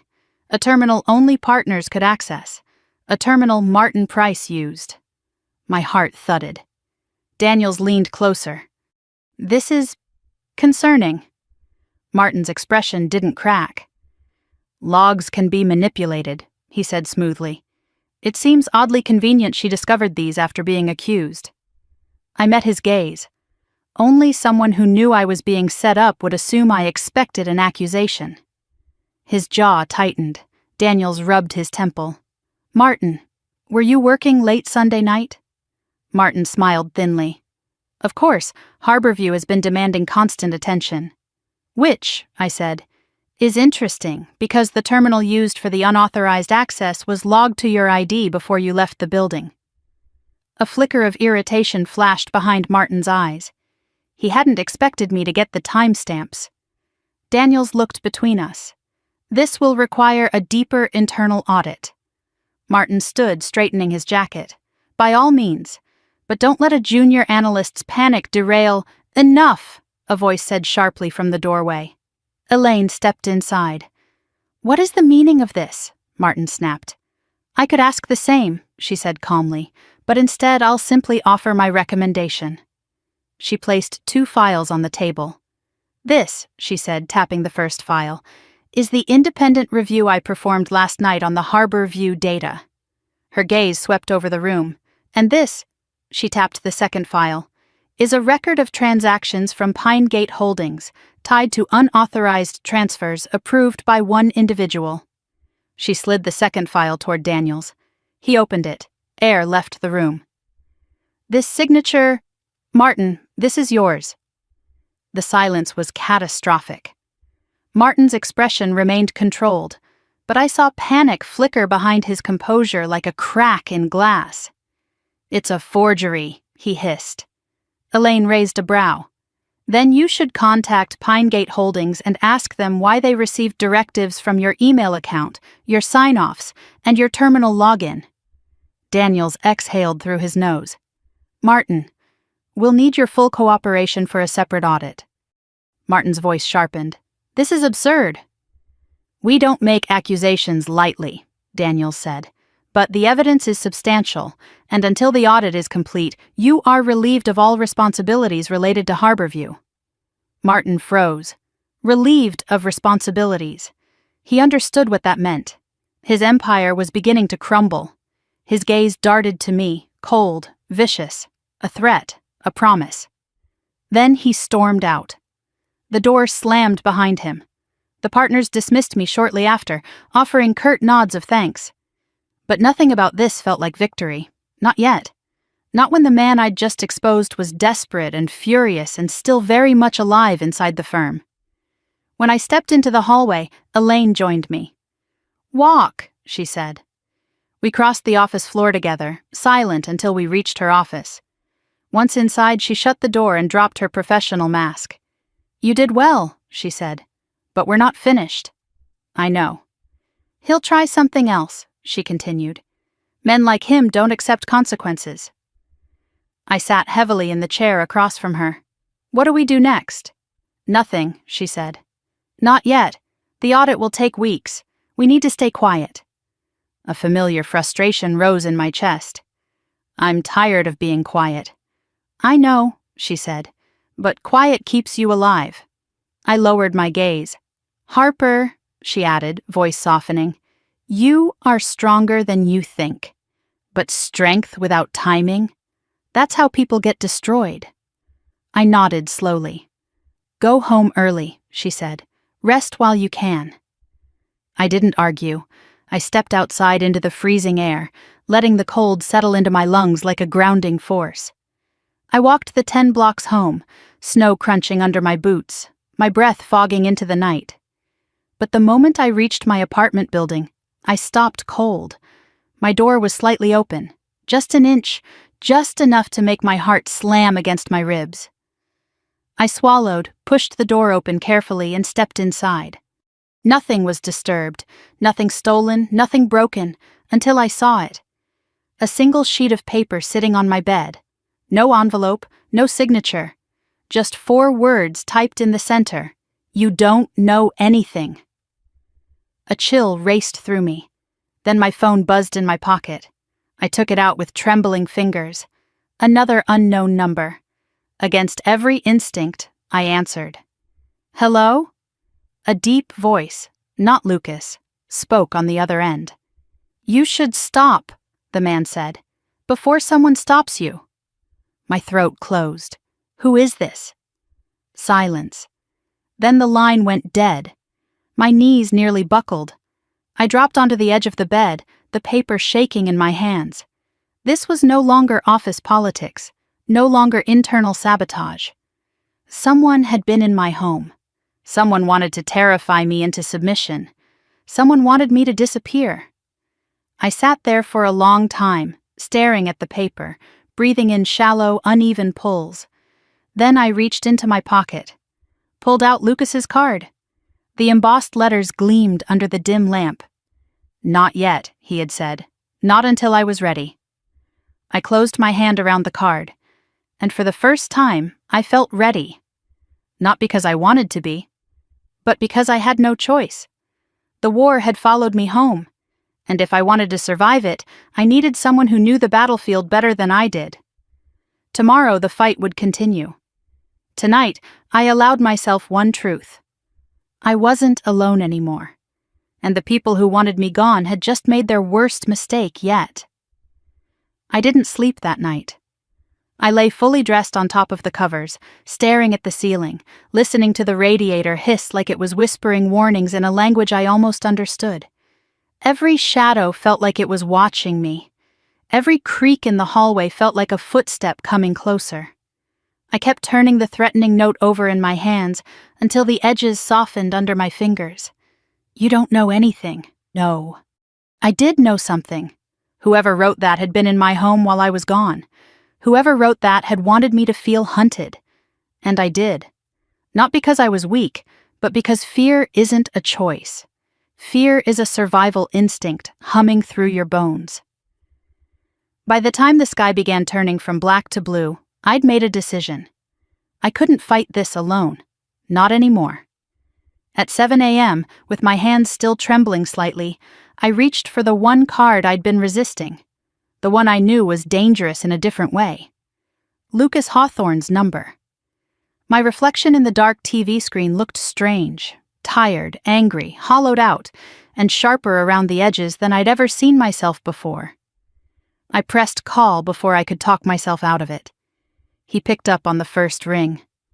Harper. His voice was calm, steady, smooth, like he'd been expecting me. I swallowed. Someone was in my apartment. A beat of silence, not hesitation, calculation. Are you hurt? He asked finally. No. Is anything missing? No. Then tell me what they left. I closed my eyes. A note. What did it say? You don't know anything. Another pause. I could almost hear him thinking. Where are you now? He asked. At home. How long ago did you realize someone was inside? Last night, when I got home after the meeting. He exhaled slowly. Leave the apartment. Take nothing except essentials. Do not use your credit cards. Do not get into a ride share. Why? I whispered, a knot forming in my throat. Because when someone wants to intimidate you, he said, they leave a note. His voice lowered. When someone wants to track you, they place one. A chill crawled down my spine. I grabbed my bag with shaking hands. Where do I go? I'm sending a driver, he said. A black SUV. It will stop at the corner outside your building. Get in. Don't speak to anyone else. Don't look back. My heart thudded painfully. Lucas, you called me, he said. So now you follow my instructions. The line clicked. For a moment I stood there frozen, gripping my bag, my breath coming too shallow. The room felt wrong, violated, like a stranger was still hiding somewhere in the shadows watching me. I didn't look around. I didn't want to know. I left. I took the stairs instead of the elevator, my fingers brushing the cold metal railing as I descended. Every floor I passed reminded me that someone in this building might have seen me come home last night, might have been watching, might have followed me up the stairs. The second I reached the lobby, I walked straight out onto the street. Snow crunched under my boots, my lungs burned with cold air. I kept my gaze forward, not allowing myself to glance back at the building where I'd slept for months. A black SUV pulled up exactly at the corner. Dark windows, no license plate on the front. The rear door opened. "Get in," a voice said. I didn't ask questions. I slid inside, closing the door quickly behind me. The car began moving before I'd even buckled my seatbelt. Only then did I see the man sitting beside me, not the driver. Lucas. He was wearing a charcoal coat, tailored and expensive, with a scarf loosely draped around his neck. His expression was unreadable, but his eyes, those quiet, observant eyes, moved over me like he was taking inventory of every detail I wasn't saying. "You made the right call," he said softly. I exhaled shakily. I didn't know what else to do. "Yes, you did," he murmured. "You did exactly what you should." The SUV glided through the snowy streets, heading north. I finally found my voice. "Someone was in my apartment," I said quietly. "They went through my things. They left the note on my bed." "They were sending a message," he said. "Not to stop you from discovering the truth, because you already have. They want to scare you into silence." "It almost worked." "It didn't," he said. "You're here." I stared out the window. "Elaine warned me. She said Martin wouldn't stop." "He won't," Lucas said. "He's cornered. Men like him are most dangerous right before they fall." My hands tightened in my lap. "I don't want him to fall because of me." Lucas turned his head, his voice turning firm. "You didn't create this. You didn't set this trap. You only uncovered what was always there." "I didn't want any of this." "No," he said, "but you were built for it." I didn't know how to respond to that. I didn't know if I wanted to. I swallowed. "Where are we going?" "To a place where you can breathe." 10 minutes later, the SUV pulled into a private garage under a building twice as expensive as anything I'd ever walked into. A security guard nodded and opened the gate. The car glided into a spot near a private elevator. When the doors shut behind us, the city vanished. Lucas gestured for me to step inside the elevator with him. The interior was paneled in dark wood and gold accents, elegant without being ostentatious. "This is one of my places," he said. "You'll stay here until I'm certain you're not being watched." I blinked. "Stay here? With you?" A faint smile touched the corner of his lips. "Not with me. I don't live here, but you'll be safe." "I can't just disappear," I said. "You already have," he replied. "If someone is watching you, and I believe someone is, they'll assume you panicked and ran. And right now, that's exactly what we want them to think." The elevator glided to a stop. The doors opened into a penthouse that made my breath catch. Floor-to-ceiling windows revealed a panoramic view of the city, snow falling gently over skyscrapers, the river cutting through the steel and concrete like a ribbon of silver. The space was minimalist, immaculate, silent. Nothing like the cramped, cold apartment I had left. "This is," I whispered. "A safe house," Lucas finished. "One I keep for situations that require discretion." I turned to him. "Have you done this before?" "Yes." "For people you barely know?" His eyes softened slightly. "I don't barely know you, Harper." I didn't know what that meant. He walked toward the kitchen, picked up a remote and pressed a button. The windows frosted over instantly, turning opaque white. "Privacy mode," he said. "No one can see in, not from drones, not from cameras, not from telescopes, nothing." I stared at him, the weight of the past 24 hours finally crashing into me. "What happens now?" I whispered.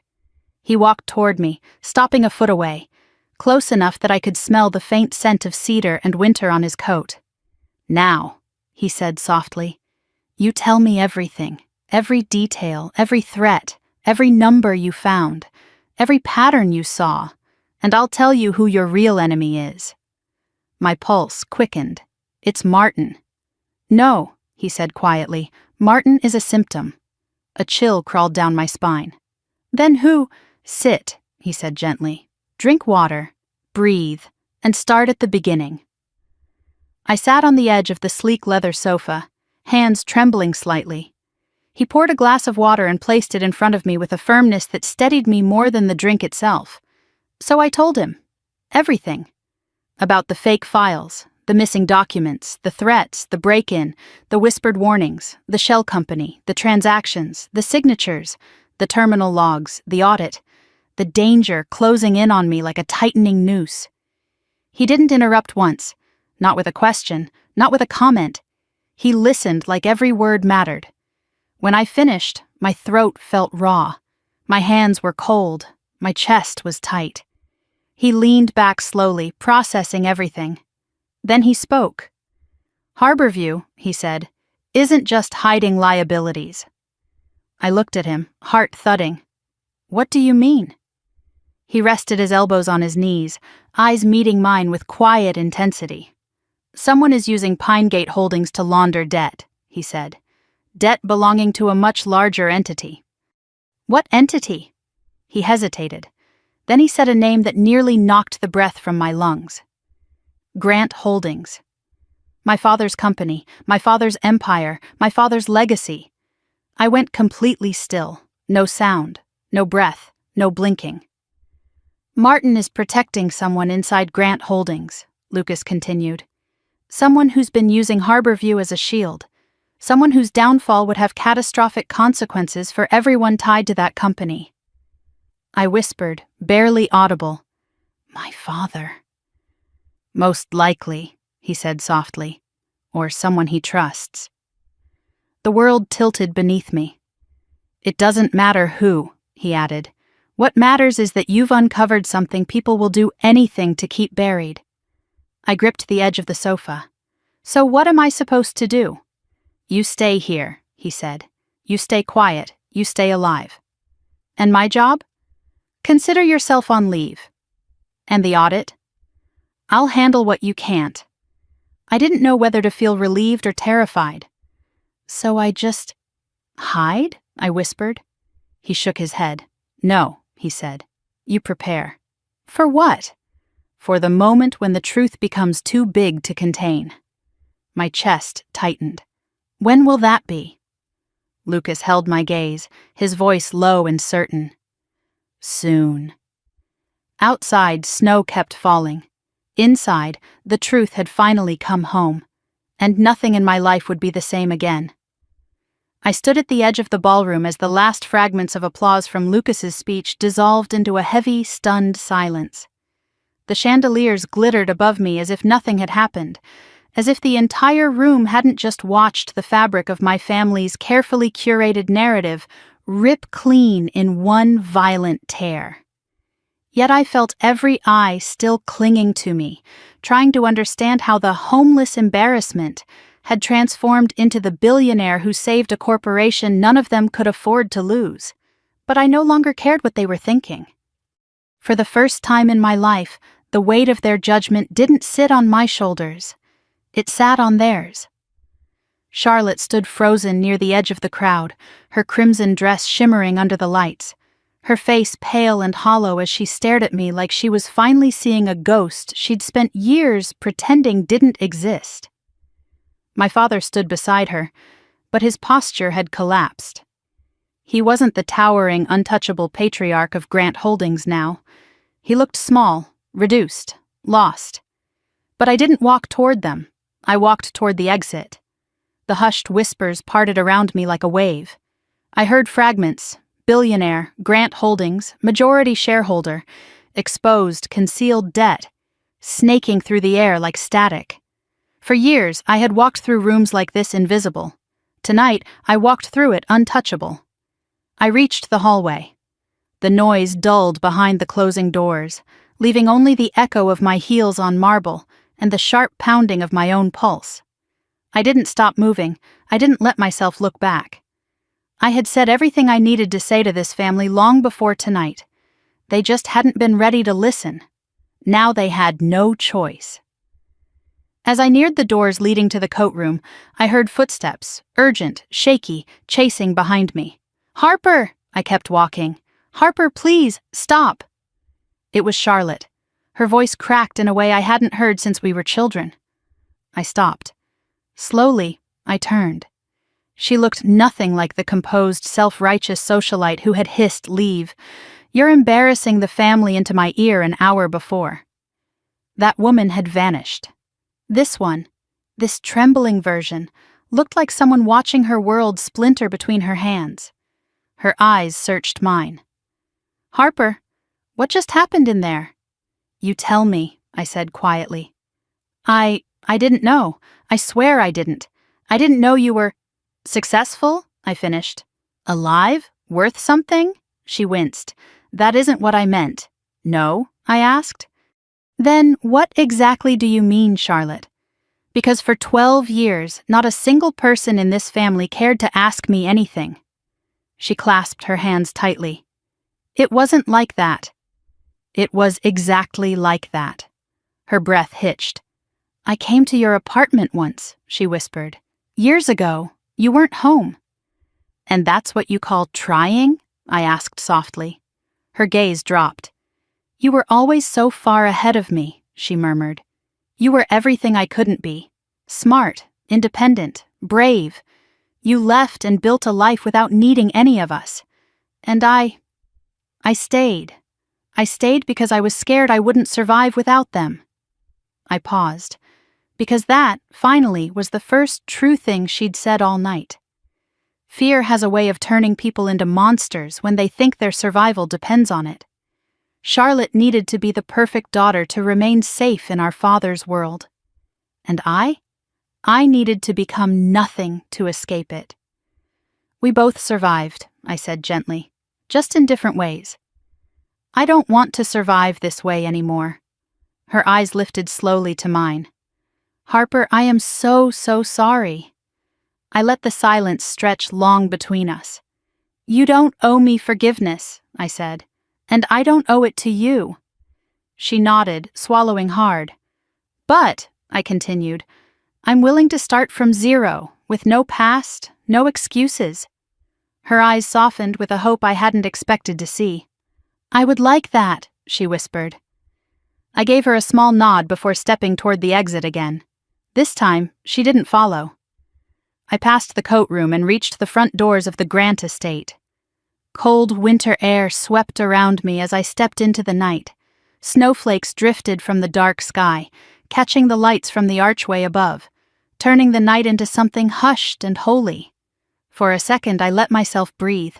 Really breathe. Then, "Harper." My father's voice. I turned slowly. He stood just outside the doorway, framed by golden light and falling snow. But power no longer clung to him. He didn't look angry or proud or dominant. He looked like a man walking through the ruin of a kingdom he had built with his own hands. He walked toward me slowly, as if he wasn't sure I'd stay long enough for him to reach me. I didn't move. When he stood a few feet away, he stopped. His breath clouded in the cold air. "I don't know where to start," he said quietly. "Try honesty," I replied. He closed his eyes. "I failed you." The confession hung in the air between us, fragile and trembling like the snowflakes landing on his coat. "I failed you as a father," he continued. "I failed you the moment I decided you didn't fit the life I wanted. The moment I told you to leave." My jaw tightened. He swallowed. "Tonight, when Lucas said your name, when he said what you had become, I realized I didn't know you. I haven't known you in years. Because I chose not to." I didn't say anything. He looked at the ground, then back at me. His voice cracked. "I'm ashamed, deeply ashamed." The wind curled around us, tugging at my hair, biting my cheeks. "You didn't want to see me," I said softly. "You wanted a version of me that didn't exist. Not then, not now." "I know." His eyes glistened, not with manipulation but age, exhaustion, regret settling into the lines of his face like it had been waiting a long time to arrive. "I cannot undo what I did," he whispered. "I cannot rewrite 12 years of silence. But if there is any space left, any small corner of your heart that still has room for me—" His voice broke. "I would like to try. To be better. To know the woman you've become. Not the one I invented." I looked at him for a long moment. My father had always spoken in commands, threats, expectations. But this was something else entirely. Something I had wanted to hear once, when I was 19, when I needed him. Not now. "You don't need to earn my forgiveness," I said quietly. "Because I don't need your apology." He exhaled, devastated. "But I do want something," I added gently. "And it's simple." His eyes lifted. "Anything. Respect," I said. "Not for what I've achieved, but for who I am." He nodded slowly, painfully. "You have it," he whispered. "You always should have." A long silence stretched between us. Then I spoke the sentence I had carried like a stone for 1/3 of my life. "You wanted me gone," I said. "And I went. You didn't expect me to survive. But I did. You didn't expect me to succeed. But I did. And now, for the first time, I'm not fighting you, and I'm not fighting for you." He flinched. "I'm simply living," I finished. "And you can choose to be part of that or not. But the choice belongs to you, not me." A tear slid down his cheek. He didn't wipe it away. "Harper," he whispered, "I want to try." "I believe that," I said softly. "But tonight isn't the night to start." He nodded, stunned but accepting. I stepped past him, feeling his gaze follow me like a silent prayer. As I reached the end of the walkway, a black town car pulled up, the one Lucas sent for me. The door opened. Lucas stood there. His expression was unreadable, but something flickered in his eyes. Pride, maybe, or relief, or something I wasn't ready to name. I walked toward him slowly. "You handled yourself well," he said quietly. "I didn't do anything," I exhaled. "You did everything," he said. "You walked into a room built to erase you, and you walked out owning every inch of it." I let out a shaky breath. "I thought I'd feel vindicated." "And you don't?" "No," I whispered. "I feel done." He nodded. "Closure is quieter than victory." A beat passed. Then he opened the car door wider. "Come on," he murmured gently. "You've had enough of tonight." I stepped inside. He followed. As the driver pulled away from the Grant estate, I watched the mansion shrink through the fogged window, its glowing windows dimming into the snowy darkness. For the first time in 12 years, I felt weightless, untethered, free. I turned away from the window and let my eyes close, and for the first time in a very long time, sleep came without a fight. The morning light over Manhattan broke in soft gold, warming the corners of my bedroom as if the city itself had decided I'd earned a gentler beginning. I woke slowly, not startled or defensive the way I'd grown used to living, but with a strange, unfamiliar stillness inside my chest. For a moment, I didn't move. I just lay there, listening to the muted hum of traffic, the whisper of wind against the windows, the quiet pulse of a life finally unburdened. It felt like the first true breath I'd taken in 12 years. I slid out of bed and crossed the room barefoot, stepping into the patch of sunlight stretching across the hardwood floor. My body still ached with the emotional weight of the gala, the revelations, the confrontation, the unraveling of a story that had held me captive for too long. But beneath all of it was something I hadn't expected to feel. Peace. A quiet, steady kind of peace. I walked into the kitchen and brewed a cup of coffee, leaning against the counter as the aroma filled the air. My phone buzzed with notifications. Emails, missed calls, press requests, articles already circulating about the mysterious billionaire who stunned Boston high society. I placed the phone face down. Today wasn't for them. Halfway through my coffee, the buzzer rang. I hesitated before answering. "Yes?" "It's me," Charlotte's voice said, soft and unsure.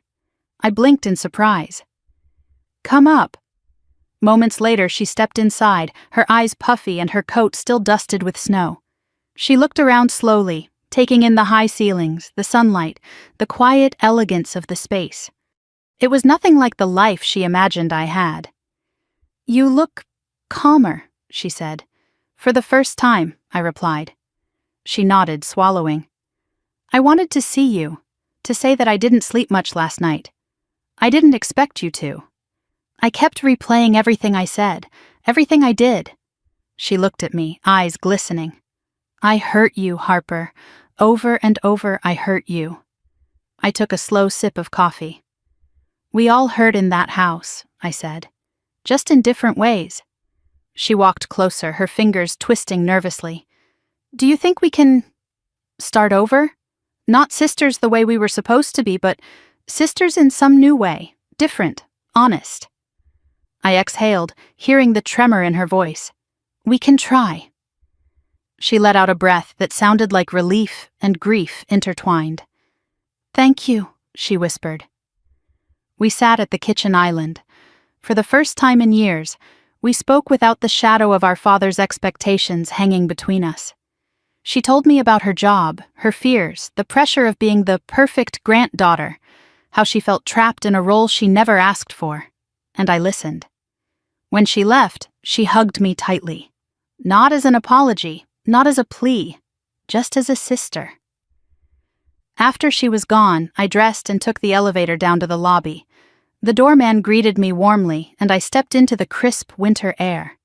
Snowflakes drifted gently around me, catching the light like tiny diamonds.